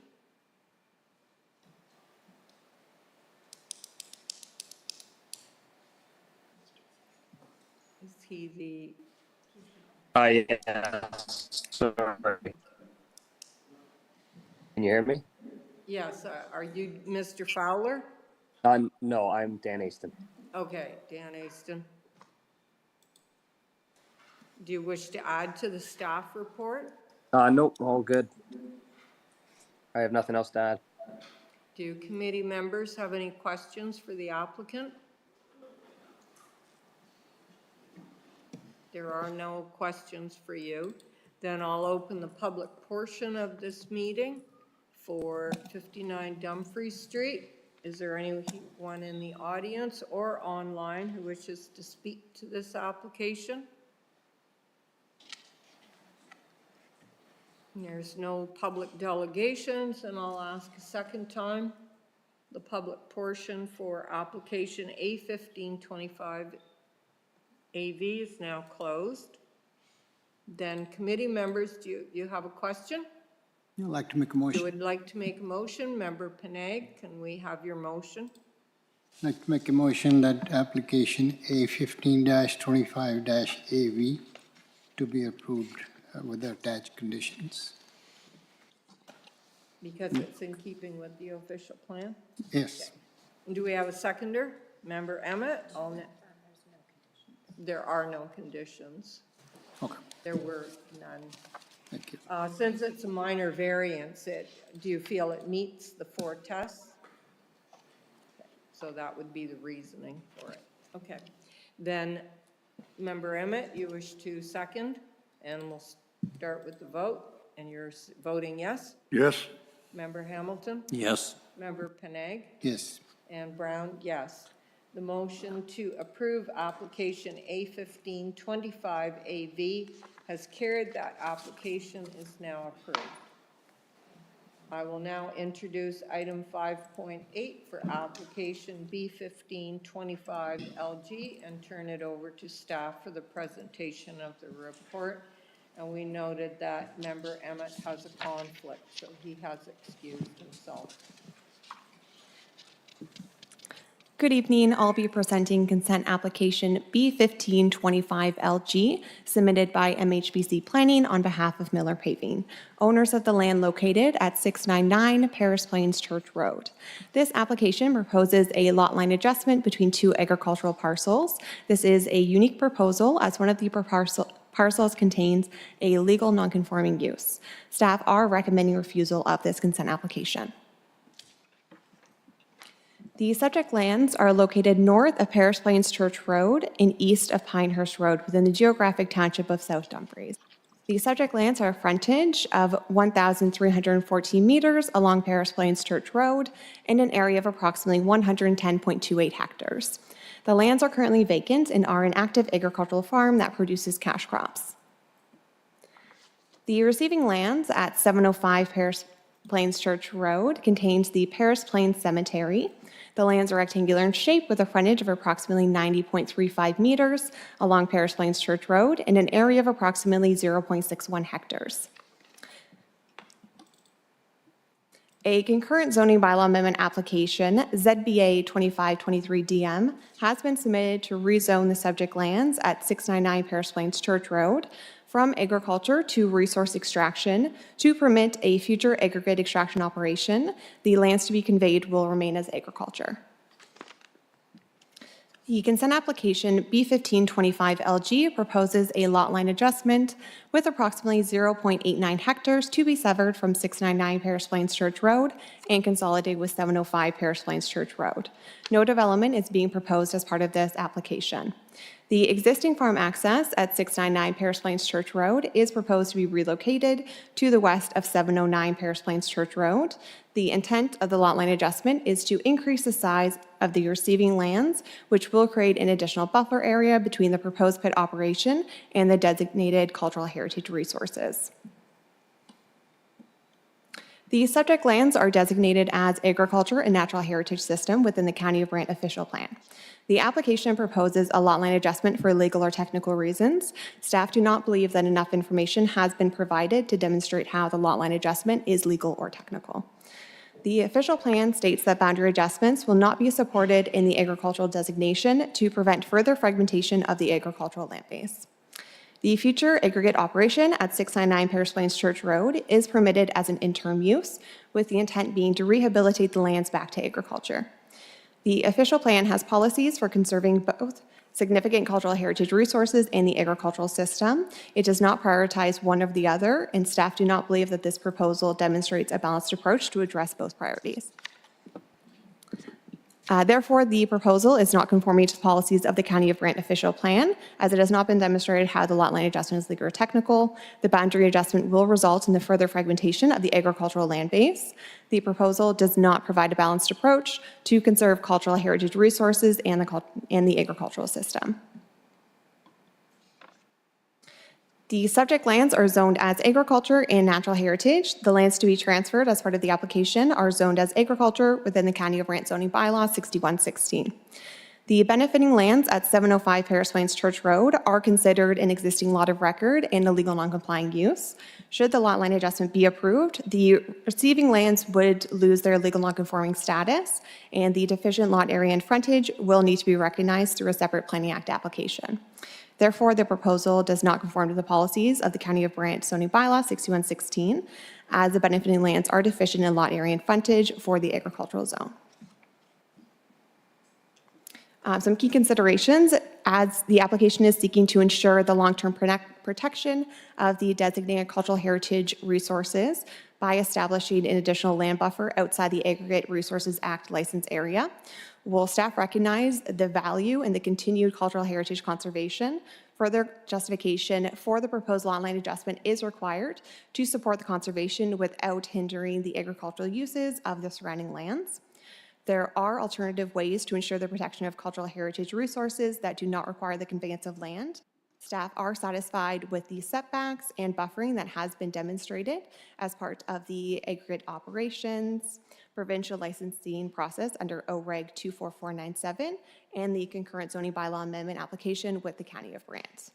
The lot line adjustment is not minor in nature, and justification has not been provided to demonstrate how the lot line adjustment is legal or technical. Confirmation of unmarked graves to the east of the cemetery would qualify as a technical reason for a minor boundary adjustment. This recommendation was included in the Stage 3 cemetery investigation prepared by TMHC dated April 22nd, 2024. If the lot line adjustment is required to permit the expansion of an existing legal nonconforming use, then additional Planning Act applications will be required to facilitate the expansion, as land use does need to be established prior to the expansion of a use. Notice of the application was circulated by mail on September 3rd, 2025 to all property owners within 60 meters of the subject lands, and a public notice sign was posted on the property on August 29th, 2025. No public comments were received as part of the public circulation. I am recommending refusal of this application B1525LG for the reasons outlined in my report. If approved, a draft list of conditions has been provided to the committee. Thank you, and I'm happy to answer any questions. Thank you, Lauren, for the presentation. Do committee members have any comments or questions to staff? Member Hamilton? Through the chair to staff, looking for some clarification. Currently, this land is zoned agriculture. how long has it been on the books to turn it into extraction? Through the chair, there is a current zoning bylaw amendment to rezone the subject lands to aggregate extraction. That application went for information in July, I believe. It's not 2023? Well, The zoning bylaw, for the change in zoning? so the zoning bylaw amendment has not been approved yet for aggregate extraction. So it's been received for information, but the recommendation has not gone forward. And when would we expect that There, decision? so there is some more information which needs to be provided before the application can actually move forward to the recommendation meeting. So there's no timeline as of yet that I can provide. A second question to that, as we go back and all that gravel is extracted, at some time then it will have to be rezoned back to agriculture? Through the chair, so as part of the aggregate extraction application, a rehabilitation plan is required. So it will return to agriculture. The designation of the subject lands will not be changing, however. That will still remain as agriculture because aggregate extraction is just permitted as an interim use. So the actual designation will not be changing even though the zoning is. So it stays agriculture all the time they're extracting, is what you're saying? Through the chair, yes, that is correct. That seems strange. Then why the zoning bylaw change? Through the chair, that's to permit the use. The official plan does allow aggregate extraction as an interim use before the agricultural designation. Okay. All right, I'm just confused on this as to common sense tells me that if we take this area here around the cemetery, now you're saying the cemetery is zoned agriculture? Through the chair, yes, that is correct. It's zoned agriculture and it is considered a legal non-conforming use. Is all cemeteries zoned agriculture? Through the chair, typically, it would have more of an open space designation within the official plan as well as within the zoning. So if they did want to expand the use in the future, the way that they would do so is to actually establish the use first through the official plan designation, then the zoning, and then it would be the expansion, so the lot line adjustment. And how long would that take? There was some information that was provided within my report. So some studies would be required as part of the official plan amendment application to be provided. So it could take some time to prepare the studies and then to actually go through the process. Okay. And common sense is telling me that we can protect the school and the church by moving that portion back farther from the thing. From where the lot line is, from any of the extraction processes that go on. And then afterwards, even if they do need in the future, they're going to have to do a whole bunch of hoops and jumps to increase the size of the cemetery, which, from my understanding currently, is pretty well filled. Am I wrong? Through the chair, I'm not able to provide information with regards to the cemetery and if there is available space. If they did want to expand in the future, then yes, they would have to go through the planning application process. There are specific buffering and setbacks that do need to be provided as part of the ARA site plan through the Aggregate Resources Act process. Okay. All right. I'm still confused, but thank you for trying to explain that. Do you have any comments or questions, Member Panay? I'm just wondering whether we should, rather than refusing it, we defer it. Maybe the applicant can meet those conditions if he can.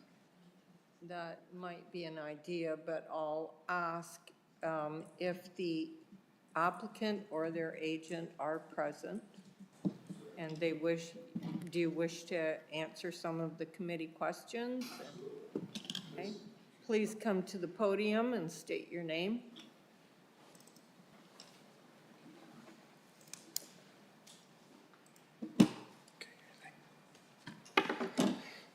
Through you, Madam Chair, I had like 2 pages of notes. Can I present that? Or do you want me just to answer questions? Well, are they in addition to the staff report? Yes. Or are they, okay. And what was your name, please? Sorry, can I go through it? My name's Ken Zimmerman. I have a little prepared presentation Okay. speech I'd like to make. Is it going to be displayed, or are you? No, just it's reading? just 2 or 3 pages. I'd like to communicate our position. Okay, please go ahead. All right, so, good evening, members of the County Brant Committee of Adjustment. My name is Ken Zimmerman, and I am speaking on behalf of Miller Paving and Miller Aggregates regarding our proposed land dedication. We appreciate the opportunity to address you today and seek your support for this important initiative. Miller Paving is committed to responsible land stewardship and community partnership. As part of a proposed pit north of the Paris Plains Church and Cemetery, we are proposing to donate 2.2 acres of land to the cemetery to serve as part of a protective buffer for a proposed pit operation and provide future opportunities for the Cemetery Association.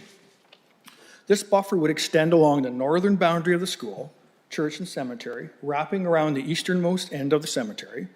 The consent application is required to adjust the lot line boundaries to be able to transfer the ownership of this buffer lands from Miller to the Paris Plains Church Cemetery Association.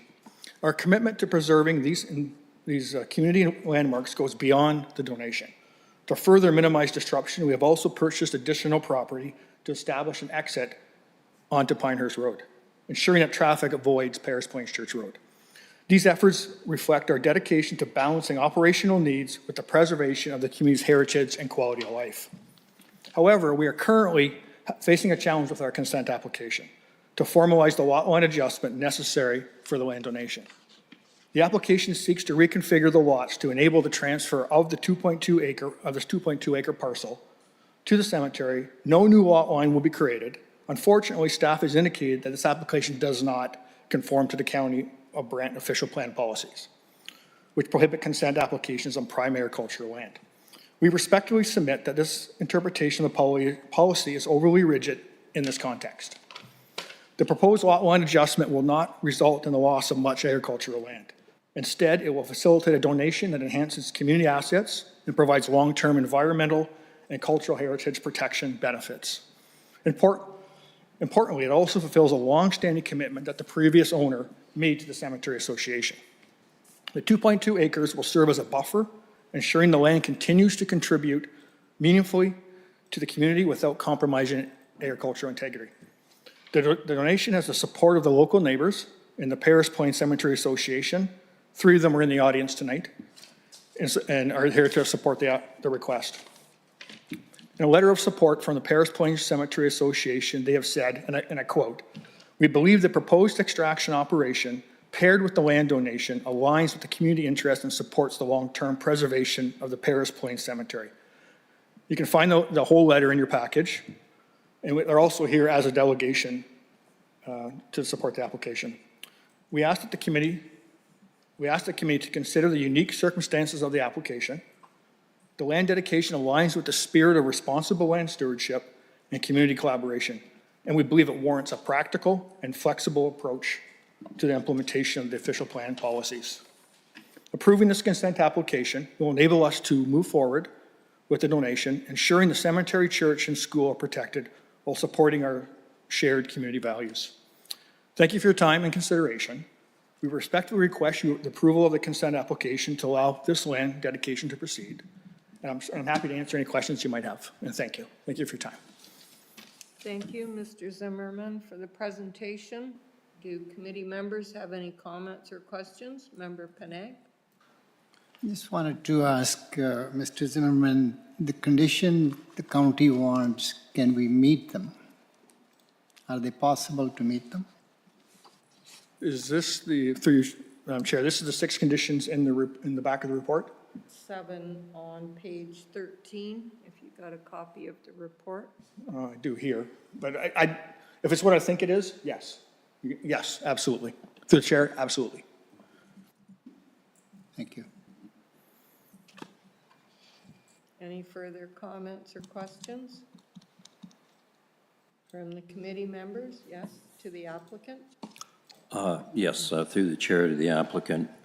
Just The county has a number of things that they say it doesn't meet the official plan. Do you feel with a little extra time,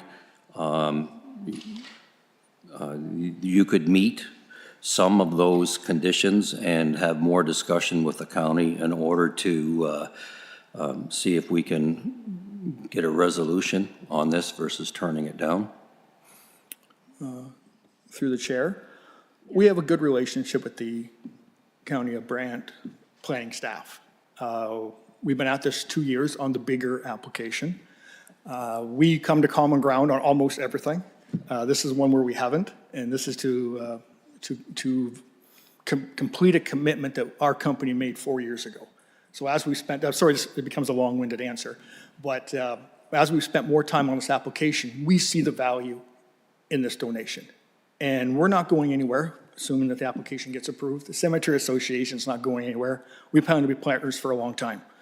So our position, I don't know how it's going to change because we believe in this and we believe it should be done, but we'd certainly be willing to sit down with staff if there's something that could be done to bring them towards how we're thinking. So we're not opposed to it.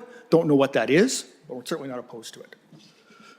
Fair enough, and I will turn that question through the chair to staff. Are you dead against this, or can you work towards possibly a solution in the future? Oh, sorry. Through the chair, staff certainly are not opposed. The only thing would be timelines. If one of the requirements would be an official plan amendment in order to set the designation, and one of the requirements would also be an agricultural impact assessment that was identified, just to see how, if the cemetery were to expand, if that is the direction that we would be going, or the other alternative, just to demonstrate how it's technical or legal, then it would have to be the further investigation to see if there are any unmarked graves to the east of the cemetery. So it would just require additional studies as well and additional applications to be submitted. Okay, thank you. Madam Chair, can I comment on that? Well, in terms of additional studies. Yes, please. Additional studies were done on the east side. And so one of the reasons for the buffer, and I don't know, there'd be many in this room that would probably have heard about, I'll call it urban legend, or of potential graves on the east side of the property. Working through the Ministry of Tourism, Culture, and Gaming for some reason, this was their solution, a technical review of the east side of the property, adding an additional buffer. Now, we stay out of it regardless, but adding additional buffer was part of the technical review to show that, you know, setting back a little further was the right thing to do. And we've already done that part of it. All right, thank you. Thank you. Are there any other questions to the applicant? Then I will open the public portion of this application for 699 Paris Plains Church Road. Are there any public delegations registered? You wish to speak to this? Can you please come to the podium and provide your name?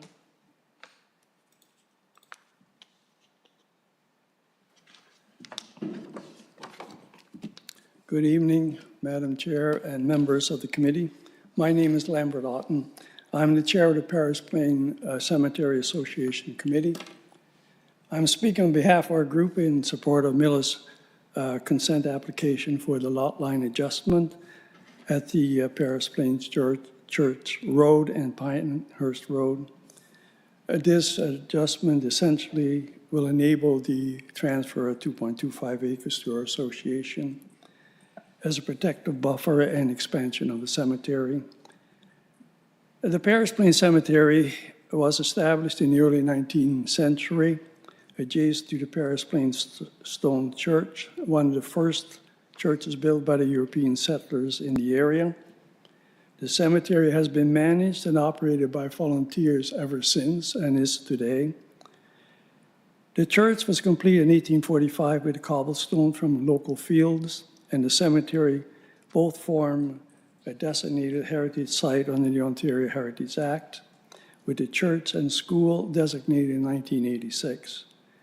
The church, in fact, appears in the Ontario tourist list as one of the 50 sites in Ontario to visit, a very unique site.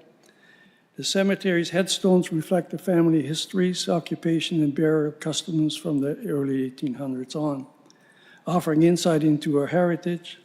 In fact, the oldest standing stone shows a date of 1825. It makes this cemetery at least 200 years old today. However, we believe that the adjustment creates no new lots and or loss of our farmland, but facilitates donation that enhances the community assets with long-term benefits. It also fulfills the promise made by Jim Boudet and the family to donate acreage for expansion back in February of 2021. We believe that the acreage will buffer the sites and also allow expansion of the cemetery. We also believe the land donation aligns with community interest and supports the long-term preservation and use of Paris Plains Cemetery. We ask the committee to consider these unique circumstances and to approve the lot line adjustments, thereby enabling the donation, protection, and expansion of the cemetery, church, and school while upholding community values. We therefore request that you approve this this lot line adjustment. I'd be pleased to answer some questions if there are any.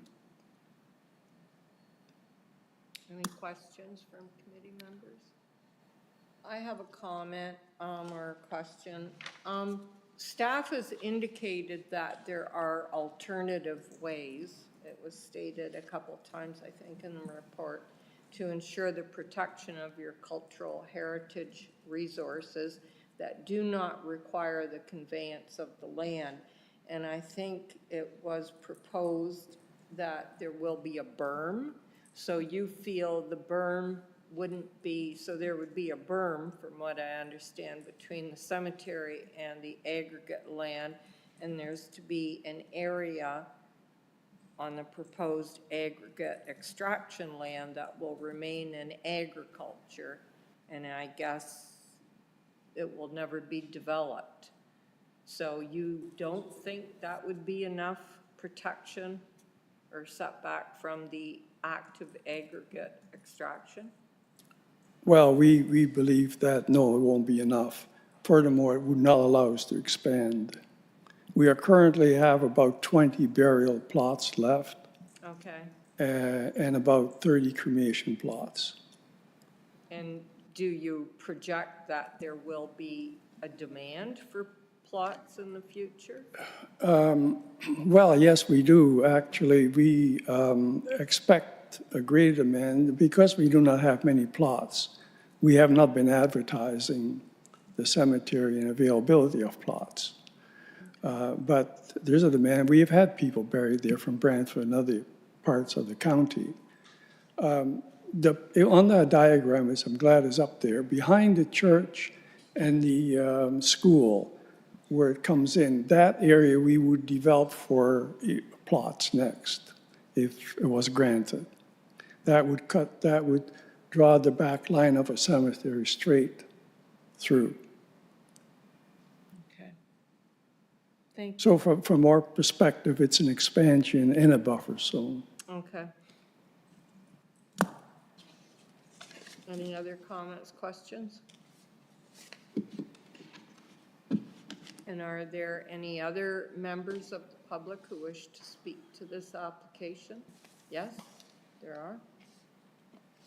I think to clarify this. Excuse me, can you please come to the podium and provide your name?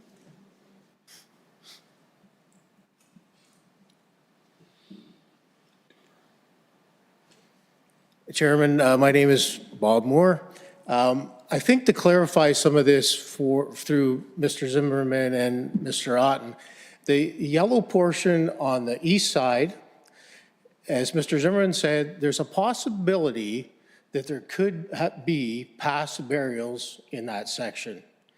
So the buffer was made larger, which then generated 2.5 acres, which it was a protection zone, basically, that if, we had to have the setback for the berms, but it also was protection that if there are burials there that are not on record, which we have found some in the cemetery that are not on record, then we've got a protection.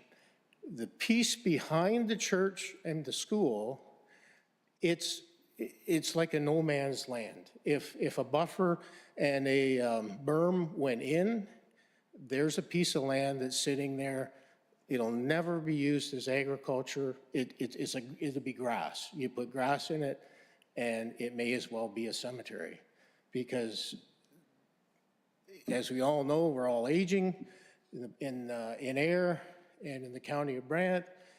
The number of burial plots in the Paris Cemetery and the other various cemeteries that are in Brant County at some point will be full. And if there's a small portion that we can contribute to the community in that to allow people to be buried there, so be it. That's all we're looking for. Any questions? No, thank you. And are there any other members of the public who wish to speak to this application?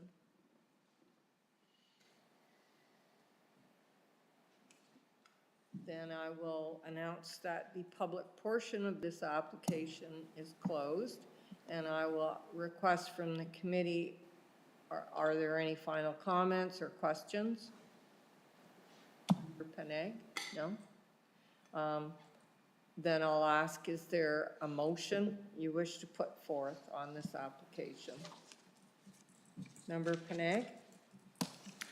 I'd like to make a motion that application B15-25-LG to be approved with all conditions to be fulfilled.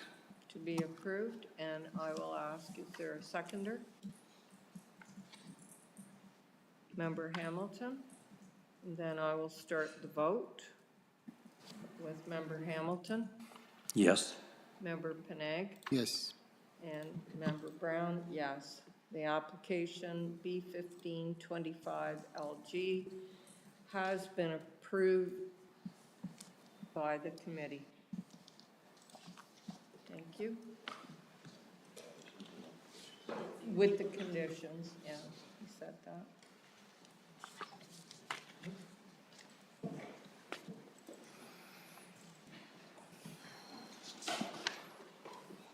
I will now introduce item 5.9 for application A1125LK for 612 Mount Pleasant Road, noting there have been some addendums to this, so there may be some further questions on it.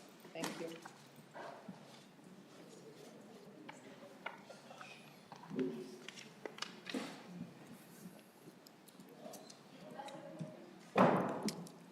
Good evening, committee members. This is a minor variance application submitted by Signature Communities. You'll notice the agent has since changed to Christina Chang, who's with us here tonight. It has been submitted on behalf of Joseph Jaliza of Hardy Terrace for lands located at 612 Mount Pleasant Road.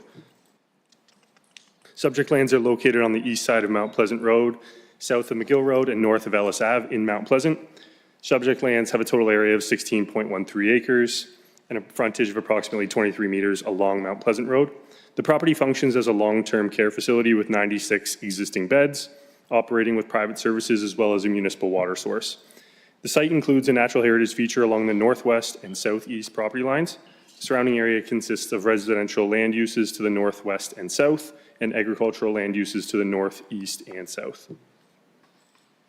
Subject lands are designated village community lands and natural heritage system within the County of Brant official plan and are zoned as major institutional N2 within the zoning bylaw. The applicant is seeking relief of section 13, table 13.2.1 of the zoning bylaw to permit a maximum building height of 17 meters, whereas 15 meters is permitted, and relief from section 5.10, table 5.10.1 of the zoning bylaw to permit a reduction in the minimum number of required loading spaces to 1, whereas 3 are required. Identified on the screen here, you'll see identified on the screen is the draft site plan that is subject to change through the concurrent site plan application SP425LK. Outlined in yellow is the proposed building height of 17 meters. Outlined in blue is the proposed building that's going to be around 2 stories. Identified with the green arrow is the proposed loading space location. The lighter blue is the existing building that's to remain, and in red is the existing wing of the facility that is to be demolished. Some of the key factors when considering this application were the proposed location of the building with an increased height, where it's located approximately 190 meters from the roadway and away from all other dwellings. The existing vegetation on site will provide effective screening, thereby preserving privacy for adjacent properties. The requested increase in height is necessary to support the operational requirements of the facility and to accommodate additional beds as part of the concurrent site plan application. The proposed building is also appropriately scaled relative to the existing required maximum height of 15 meters. The additional 2 meters represents a 13% increase in height, which is relatively minimal. Similarly, scaled institutional uses within the county include Telfer Place and Queensview Retirement Community. These examples identify how institutional uses can often require larger heights. A few of the key considerations when reviewing the application for a reduction in loading spaces were that loading spaces are calculated based on the gross floor area of the building and not necessarily the functionality of its use.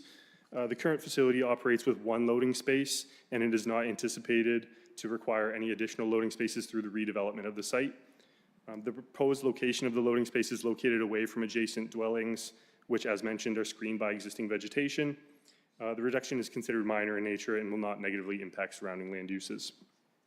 I've just provided some site photos here of the northeast-facing side of the building, the north-facing side of the building, and the east-facing side of the building, but there's a few more included in the report. As mentioned, this application is to facilitate the redevelopment of the subject lands through site plan application SP425LK. Upon circulating the application to neighboring properties within a 60-meter radius, staff did receive public feedback. The comments and concerns were focused on the need for the development, drainage, stormwater, water infrastructure, lighting, and traffic, all of which will be addressed through the site plan application. No comments were directed at the contents of this minor variance application. As a result of my review of the minor variance application, it is my professional opinion that the requests are in keeping with the general intent of the zoning bylaw and official plan. The requests are minor in nature and will not negatively impact surrounding land uses. I'm recommending approval of application A1125LK. Thank you. Thank you, Logan, for the presentation. Do committee members have any comments or questions to staff on this? Member Hamilton? Through the chair to staff, this is a minor variance to go ahead and do a site plan. What is the time frame when the site plan would be sitting in front of Brant County Planning? So we've currently had 1 submission of the site plan application, and the applicant is currently working through that process. We're waiting on a 2nd submission, but this application for the minor variance will facilitate that concurrent site plan application. So the timeline, nothing concrete at the moment, but we are currently working with the applicant to have a 2nd submission. A second question to that is, we have restricted or had no building in the village of Mount Pleasant due to water. If you increase the size of this building, you'll need more water. Where is that coming from? Through the chair, that will be handled through the site plan application process. We are in discussions with our operations team to manage and make sure that water is facilitated throughout the development. As I know, everything is expected to come out of Brantford. And to my knowledge, you're probably more informed on this, that isn't that close, to my knowledge. And the county and the city have to come to an agreement, build the lines, and get it there. So common sense is telling me that this addition or this building to be put up and go, regardless of site plan, is several years away. Maybe I'm wrong. Can you tell me if I'm wrong? Through Madam Chair, to, I guess, provide maybe an update on the water in Mount Pleasant. So a few years back, we were putting a hold on new development applications because there was no water, and the allocation at that time was based on an estimated allocation based on what we anticipated we had left. Of course, leaving ourselves with a little bit of a buffer. Picking a very conservative number.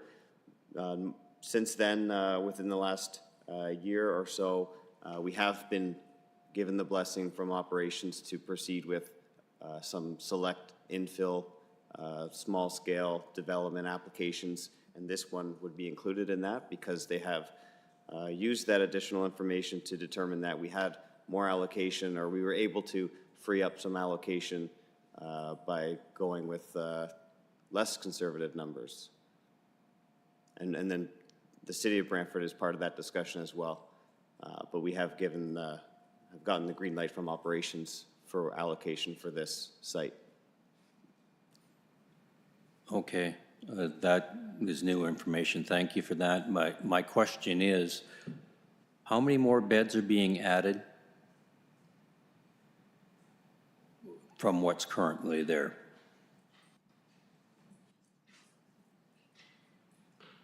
Through the chair, sorry, I'm just looking at my notes. Yep, no problem, Logan.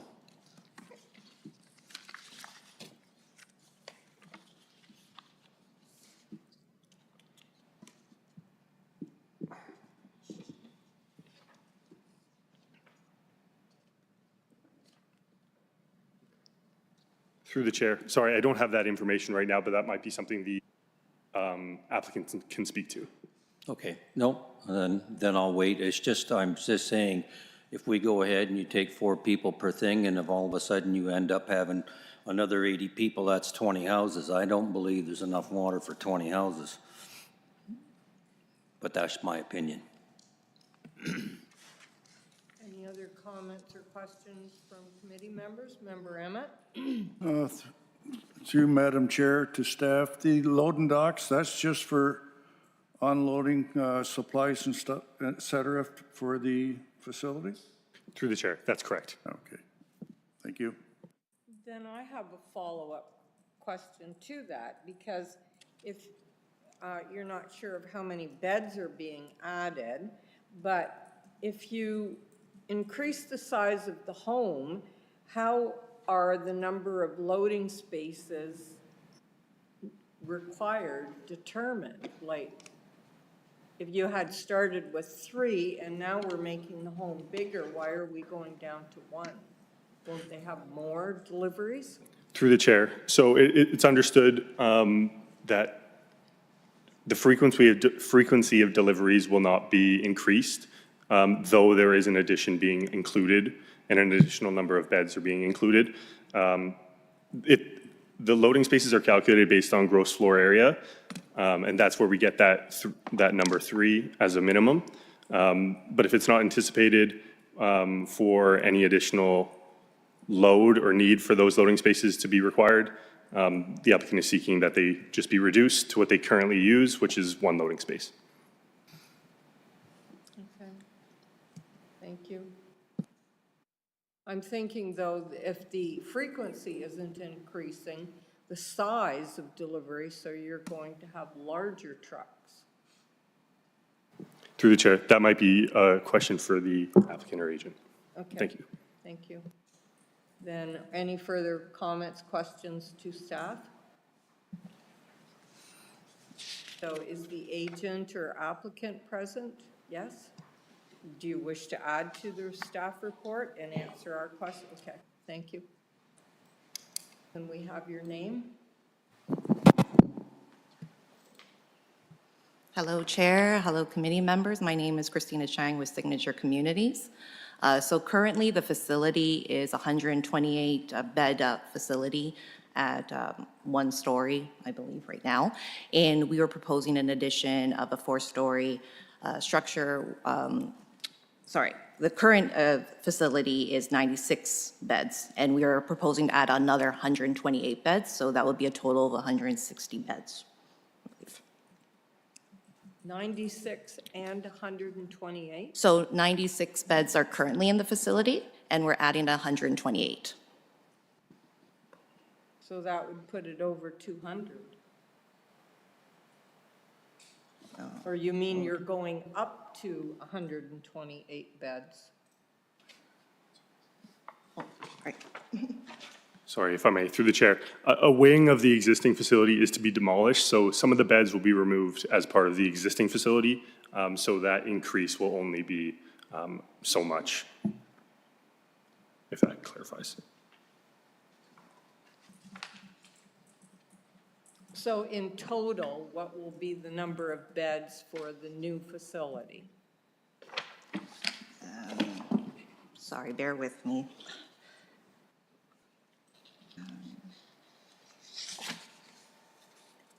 The total number of beds will be 160.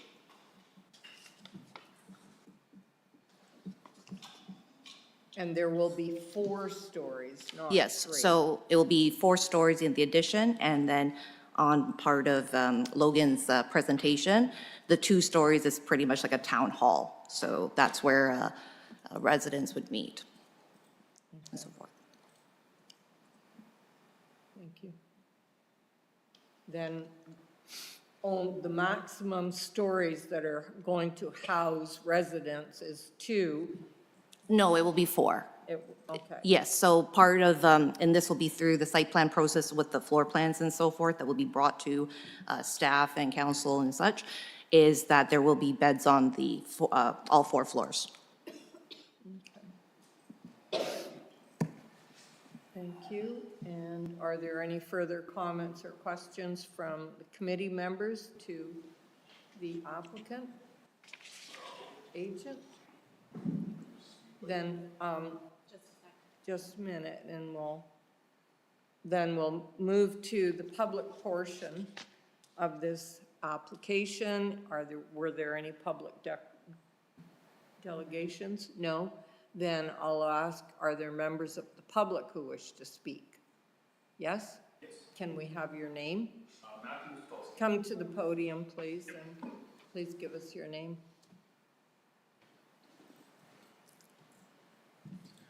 Yes, so I am Matthew Sutalski. We're one of the residents like nearby to that development. So What's your address? 608 Mount Pleasant Road.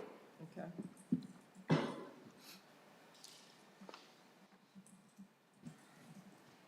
Would you like to make a statement? Do you have a presentation? No, just making these kind of questions. So the development grew from 2 floors to 4. Yes, that's what's been proposed. So part of it is 2 stories, but The total height is? the total height is 4 stories. Okay. But it's further back. Okay. Because there's a parking lot. In between? Yes. Yeah, okay. The other question I have for just for the application, so yeah, okay, so it's 4 stories. So Mount Pleasant does not have any storm or sewer water like services, as well as the gentleman correctly mentioned with the water situation. If the existing building in the back is to be demolished, where is all like the rain, and this is gonna be a 4-story structure and most of it will be paved in the front portion of it, where's all the wastewater and the runoff going to go? That would be a question for the agent. Yes, please. So currently, through the site plan application, we are preparing for a second submission, and we are preparing the stormwater management reports, as well as working with our fire protection. And we've also been working with County of Brant Fire as well to basically put together studies and reports to satisfy those conditions, and any comments arising from it too. Does that answer? Do you have more questions? I guess the only question would be like, what would be the like timeline of this, and And why is, I guess, the existing structure going to be demolished if it's already there? I'm just kind of curious as to why you demolish the structure that's already present and then build a 4-story one somewhere else To increase. to increase the size. Correct. So I know you stated before that the water will be coming out of Brantford. The city water, the city water? supply? Is that your question? Yeah, because I know, so, before it was stated there was like 96 beds or 101 beds, but then it's growing to around 200. But we can't build anything in Mount Pleasant because of the water situation already, and there's also no sewer and wastewater. I'm just curious as to how you can't build anything, but you're gonna build a 4-story structure by demolishing only a couple beds, but adding 120 more? So I guess your question is, how will the water be addressed? Correct. The water supply. And I believe there was a discussion about that is to be agreed between the county and city. So I'm assuming there's a plan or there's a deadline that possibly staff is aware of? Through you, Madam Chair, the comments received from operations through the pre-consultation and the first submission identify no issues with allocation. There are upgrades required to the water service itself to accommodate this form of development, and that's the extent of comments received. For the sanitary, there will be upgrades required to accommodate private sanitary services, to upgrade the services that are currently there. Stormwater management will be managed on-site or controlled through a legal outlet that currently exists. All of these aspects are reviewed through the technical site plan control process. Gotcha. And then what would be like the timeline for this development? So as the agent and planner Logan mentioned, they're currently on the second submission. So we're probably months away from a final approval. Following approval, they'll be able to obtain building permits. And the timeline of obtaining building permits is up to the applicants to pursue those. So perhaps timelines for finalizing or starting construction could be directed to the applicant. Yeah. So once our second submission is in, then timelines will be provided as well, working with staff, as well as pretty much anyone who else has comments. But as for the approach, it would be under a phased approach, and that would be part of our site plan application submission. So that would be also reviewed by staff as well. That is actually being reviewed by the Ministry of Long-Term Care as well. Because it is an active long-term care facility right now, they have to also approve it as well. Then are there any other members of the public that wish to speak to this application? There are none. Thank you. You're welcome. Then I will announce that the public portion of this application is closed, and I will ask committee members, do you have any final comments? Yes? Yes, through the chair to staff. What we're doing here, Logan, is that you're looking for a minor variance approval for both the number of loading docks and the height, and then you as planners will go together with the site plan and build that. You're into the second, it could go to the third, who knows?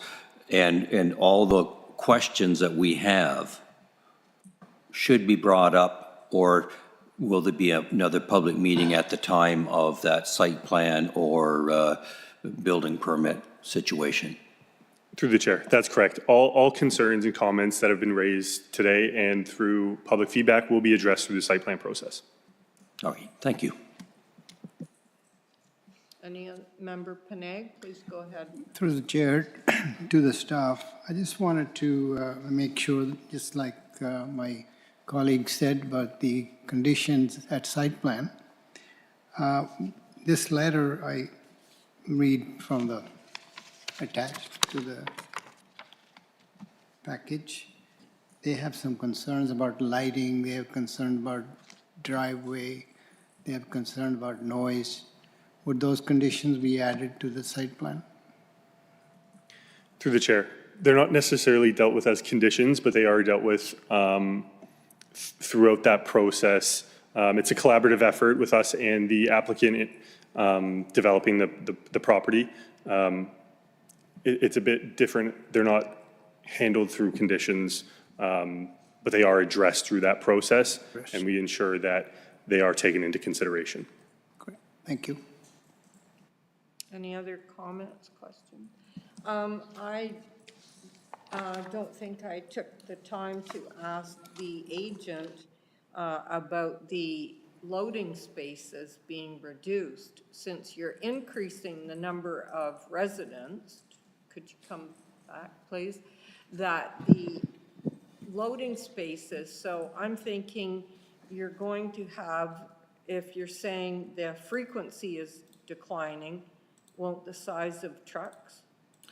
Through you, Madam Chair. So when I spoke with the operations director at Universal Care, who is operating Hardy Terrace, they stated that they didn't need the extra loading spaces, and they didn't, the frequency would remain, and the trucks, we got the specs of the trucks, they wouldn't change. Also, in regards to more so certain trucks coming into the facility, we also have our transportation consultant also ensuring that the specs make sure that they actually fit, and there's not going to be any issues also with that. Regarding the loading spaces, that's also in our operations plan as well.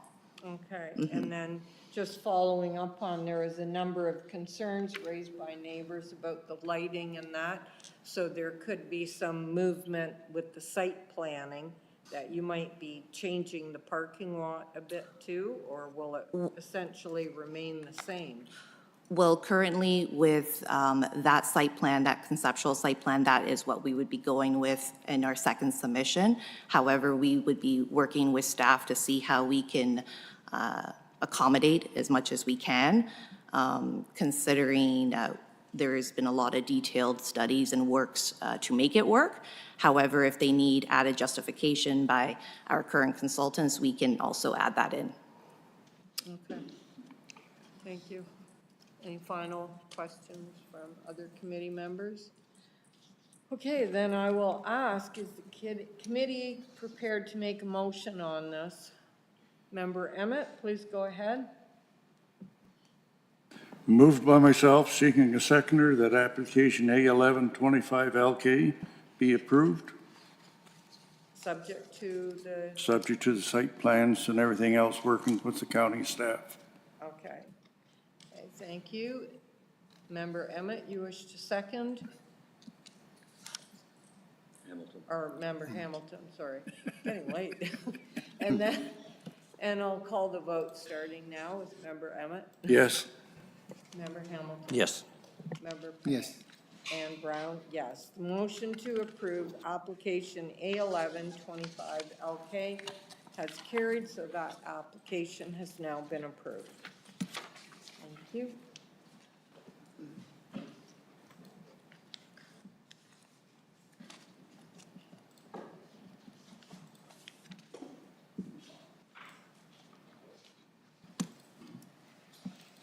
Okay, I will now ask that this meeting,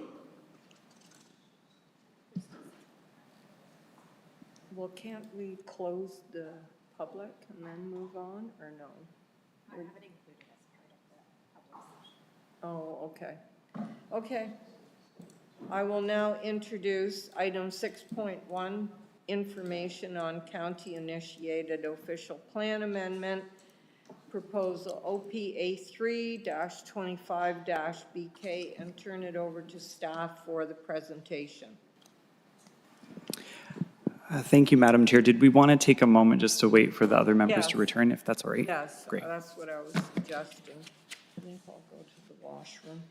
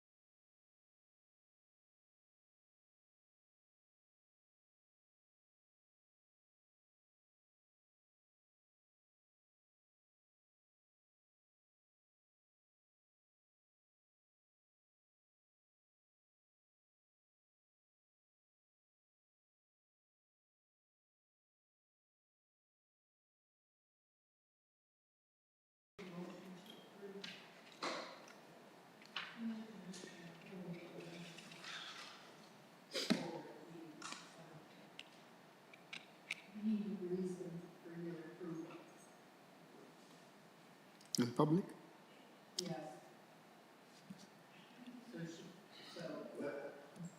That's number 8? Number 8?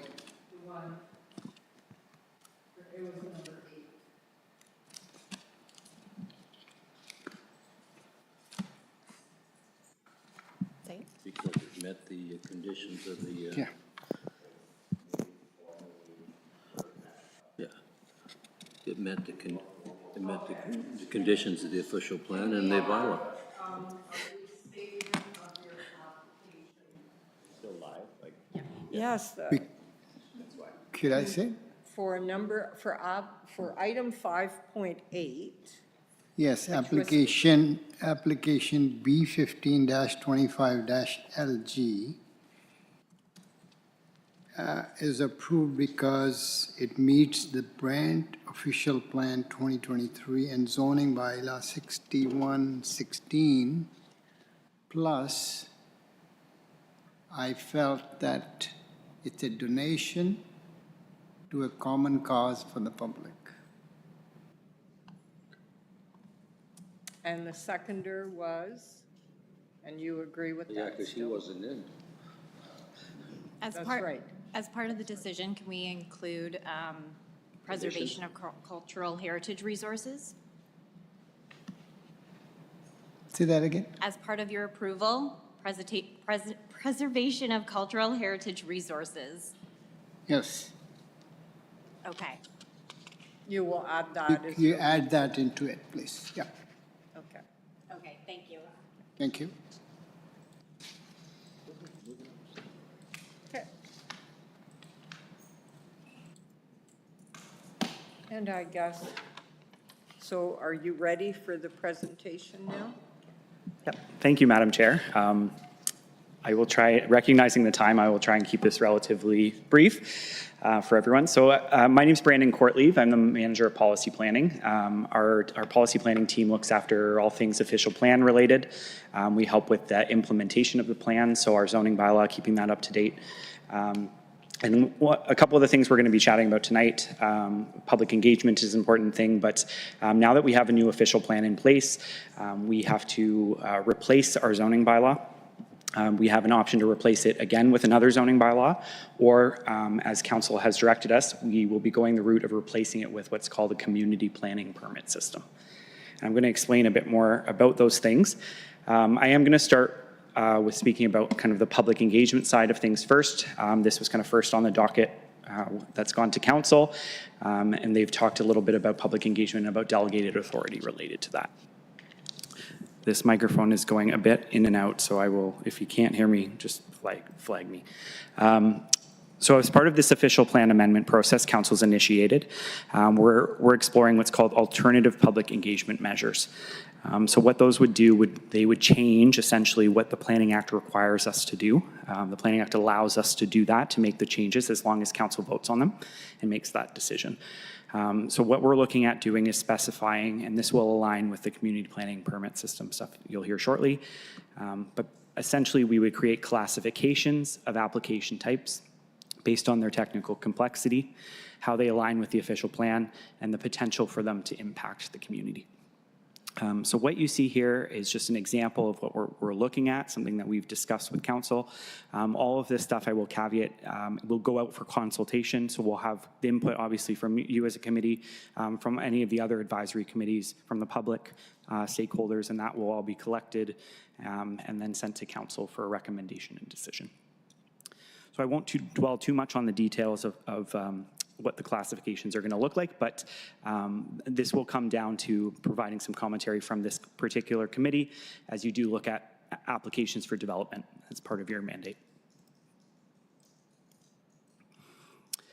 So one of the examples we're giving here, so the Planning Act requirement for a public meeting applies to most, if not all, types of planning applications. There is the opportunity to avoid that for certain types of applications. We would still provide notice or notification to the public, just in a different manner. And then those types of applications can be streamlined and delegated either to a committee of council or to staff.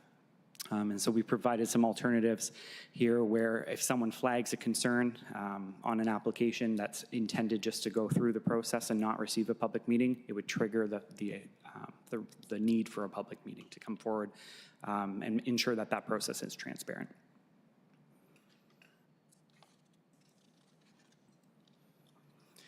Just another example we're providing here of intentions for delegated authority. Current decision-making lies mostly with council or committees, such as yourselves, and council is exploring the alternatives to that, much of which would lie between or place decision-making with council or with staff. So there is the opportunity here to investigate kind of how the committees are working, and such as yourselves, the idea to kind of streamline development through various processes and to essentially eliminate various committees. But that, again, will be a discussion and decision made by council. I am happy to take questions throughout the presentation. Thank you.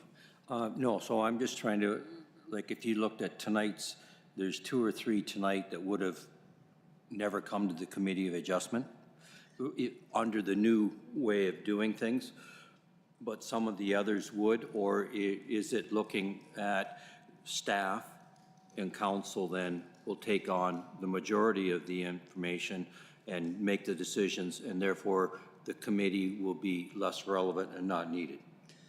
So through the chair, both of those are options that are being considered. No decision has been made on that. No, they are options. But they're on the table, yeah. Yes, so okay, thank you. So I'm just provide that caveat, yeah. It hasn't shown up here, but I was reading between the lines and just wanted clarification. No, that is absolutely fair. Thank you. Yeah, so you'll see with the example provided here, the delegated authority would lie with planning staff or with council. So there would be no need in that instance for committee approvals. And again, this is just one of the many options that's being explored. Part of this discussion as well aligns with our what we'll call our new zoning bylaw, but it will be our community planning permit system. So what that will do is combine 3 processes, so your variance process, your zoning bylaw amendment process, and your site plan control process into one approval. So we saw that with a few applications this evening where they had to come for a variance before going through their site plan.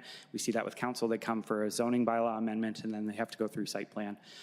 So what this would do would combine it all into one review process.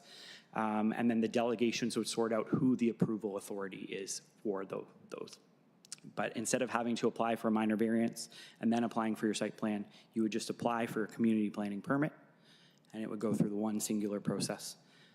And the idea is that those approvals would be done in 45 days rather than the 90 or 120. I think 60, 90, 120 is the legislated requirements right now. So it is quite a pickup on speed for staff, but there are benefits to streamlining approvals in that way, and that's a push from the province and from council and from the public to make things more efficient and transparent. So again, there's important pieces of this. I think engagement comes up a lot. We've had those discussions with council. So what we would be doing is front-ending our engagement processes. We'd be requiring maybe potentially neighborhood meetings, different types of notices to be sent out, signage. We would have more control over that engagement piece, and that would be done prior to someone approaching us for their application, so we can get a sense of what the community feels. And that input can then actually be integrated meaningfully into the application. We'd also be looking at providing some flexibility in the development standards. So without the need for a variance, those variations would be included in the community planning permit system itself. And certain variations say may be delegated to staff if it's within a certain percentage or it's not over a certain height. Then others could lay with a committee or with council. The idea, though, is that it will provide some flexibility where there's black and white in a zoning bylaw. We've heard it said that we're adding color to it through the community planning permit system. So a bit more flexibility that way. I won't dwell too much on this, but it does provide an example of kind of the back-to-back processes. So the current process of what we go through right now, you could essentially replace complete zoning bylaw application with complete minor variance application. goes through the circulation, the public meeting, it comes to the Committee of Adjustment for approval. There's the appeal period, and then it goes to site plan control. So that would be an example of the process we heard some of the applications tonight would go through. And then you'll see below the proposed community planning permit system process, where it allows those things to happen concurrently. Could I ask a question then? Of course. In the new CPPS process, at what point would, say there is a business that there has been issues surrounding it, where is the public input into it? Yes, thank you for that question. So under the legislation, there is no required public input in the community planning permit system. I will be very cautious and say that is not the direction of the municipality at all. There will be public input, and we will be recommending that to council. What we do have the opportunity to do, again, is to front end that public input. So make sure it's part of a complete application, depending on the complexity of it. If someone wants to put a 10-story building in an area where there's only 4-story buildings, they'd be required, say, to hold a community meeting before that, get the neighborhood involved, to hear the concerns and collect those and prove to us as staff with their application how they've addressed them. So there's that opportunity to front end our community engagement. And then throughout the process as well, there are opportunities to specialize what those notifications look like. But similar to the processes that already exist and what the province has done with legislation, there are no appeal rights for the public during the application process. So that's why it's very important to front end the engagement and make sure that there's meaningful input. Then who will be determining? So let's take, for example, the application of Hardy Terrace. On paper, it sounds wonderful. We all recognize the need to expand long-term care because the population is aging. However, all those neighbors are obviously not happy about it. So at what point are you going to determine, because on paper, oh, it's a minor variance, just rubber stamp it. So where is the public going to say, gee, this needs a second look? So that would, through the chair, that would be at the beginning of the process. So once the application, it isn't even formalized and hasn't come into the county, they would come in similar to what we've done before, but as a pre-consultation. And they would be expected then to go through the proper notification process and engagement process with the public at that time. So rather than the engagement process happening here with council sitting around and the public being forced through kind of a very official meeting, the idea would be that we would relax that a bit and do it at the beginning. They would provide their public input in a way that staff can collect it from multiple people. We can reach more people that way, hopefully, and then really integrate that in a meaningful way into the application. One of the challenges we've had is that when an application comes into council and is deemed complete, we are on a quick timeline to get things done. And that, unfortunately, can reduce the quality of the input we can get from the public. Doing it up front also provides us the opportunity to educate people.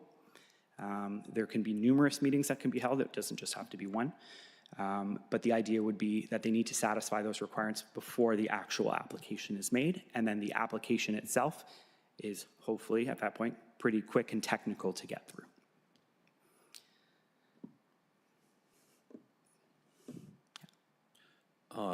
With that, then, it's going to put a lot more strain on staff. We had one tonight. We're waiting for a zoning bylaw. Staff would have to have that zoning bylaw completed before it went to whatever. You know, and how can the committee, that would have to be done before you met with the public, correct? Through the chair, there would be some technical steps that would need to be done before we meet with the public. There would need to be a good understanding of what that application and the potential options for it would need to be, right? Because no one will want to stand up in front of the public and not have information. And what it does a little bit is relieves the county of the responsibility for the sales pitch about a development and puts that onus on the proponent more so. where they're intended to convince us that it meets the policies and convince the public that it's in the public benefit. Yeah, for things like subdivisions and major things, I agree 100%. But if somebody wants a severed farm, surplus farm, most public don't really care about that. So in that situation, it would just go through, and then staff, a question I have, staff then would have the ability to go ahead and pass, but who is maybe looking over their shoulder and asking some tough questions that staff may not want asked? Through the chair, so I guess what I'll say is two things to that. As staff, we do have a responsibility to plan in the public interest. What I will say about our staff, there is an integrity that we need to uphold and not necessarily have or need people looking over our shoulders. I understand, though, what you're saying, and I think internally and through the process with inviting the public in early for engagement, really going through the process technically with the technical staff, making sure that everyone understands it, going back to the public, and then having the decision made would be a good way to approach kind of a check-in that way. The other thing that the County of Brant has had in the last 3 to 5 years is a lot of turnover and a lot of new people. No disrespect over there. In that situation, there's a lot more pressure put upon those individuals that, number one, don't have the experience or have seen different options that may be used. And how does the county hope to overcome that? Yeah, through the chair, what I will say is I guess there are pros and cons to that. When we have staff that come directly out of school or staff that come from other municipalities, there's lots of things that they bring to the table that maybe here the folks in Brant haven't considered before. So we try and think of that as a positive too. There's ways that they can help improve the system. I, for example, did not grow up in the County of Brant, but I now live in Paris, and I've been here with the municipality for 10 years, and it's a great place to live, play, and work, and as they say, but I'm very passionate about my position and my job and our group that we have, and I think that type of thing, it goes a long way in a small town, but anywhere. It's not a small town, it's a county. Please remember, because there's half the population in Paris, but the other half are spread throughout a large area. So keep that in mind also when you're trying to do these things. Of course. And I apologize. I am well aware of that. So a lot of the growth management stuff sits with our policy planning group. So we do recognize how things will grow and what the population of each of our small settlements and villages are. We recognize that it's not just Paris. That is the common theme that we hear. And council is very good at pushing back on that as well. And we recognize and appreciate when people remind us that Paris is not the only place in the county of Brant. After all, we are, like you say, a county. So you have to think very rurally and agriculturally in some areas, and then other areas, right, there's a bit more of the urban problem. So we are, well aware of those. And I definitely appreciate that those will need to be integrated into this whole new framework. How we do that will be, it'll be great to get the feedback from yourselves, from the other committees, from council, from the public. And we look forward to kind of those discussions moving forward over the next little while. Just to finish up my presentation side of things, what I will say timeline-wise for these, so for the official plan amendment, we're looking at January roughly to get it to council, and then the community planning permit system will be mid-year next year, so probably May or June. So lots of time to provide some input, and we wanted to bring this to you guys early to kind of have this conversation and appreciate the input. You'll see the ways to get involved online, but we'll of course keep the committee involved and come back to you with any updates that may be needed. But again, thank you for this, and I'm happy to answer any additional questions or comments, and please feel free to reach out to staff at any point to have these types of discussions. Just as a follow-up for your example, with John wants to expand his commercial business, that process only includes where there's a zoning bylaw application. application. Correct. Right? Yeah. So what about other ones? Again, going back to the Hardy Terrace, it was merely a minor variance. It would never go in it, to my knowledge, it didn't go in front of council, did it? No, so the only difference there is the authority that makes the decision. So when it's a minor variance, council's delegated that authority to yourselves as a committee of adjustment. And then other applications like zoning bylaw amendments typically go to council. There are some minor zoning bylaw amendments that can be delegated to staff, but again, it's just a delegation of authority and who makes the decisions on those. That's just a part of the discussion that will be had as part of this development of the community planning permit system framework. And so this is being suggested or mandated by the province? No, it's being suggested by the province. It's one of the many tools available to us as planners under the Planning Act.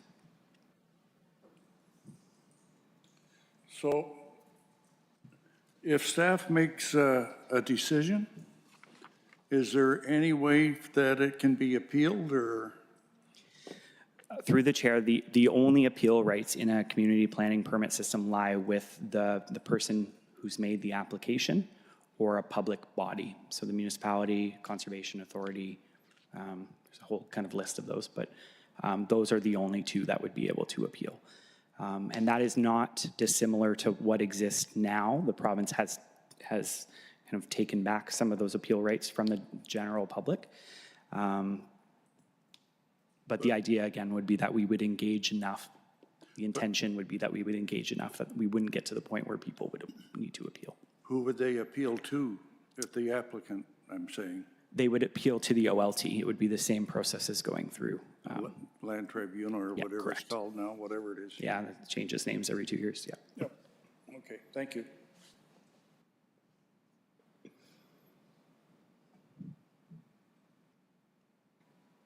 Any other comments, questions?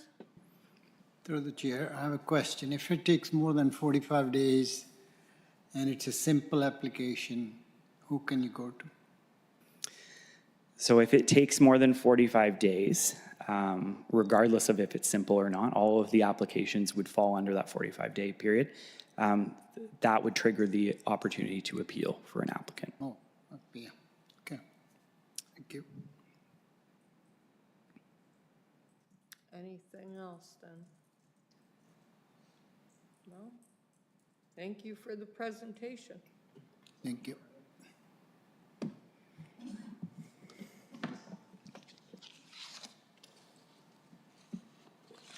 So we'll move to item 7. The next meeting is scheduled to be October 16th, 2025. And again, will be hybrid starting at 6 p.m. And item 8, adjournment. May I please get a motion to adjourn the meeting? Thank you. Seconder, Member Panag, all in favor? Yep, it's done.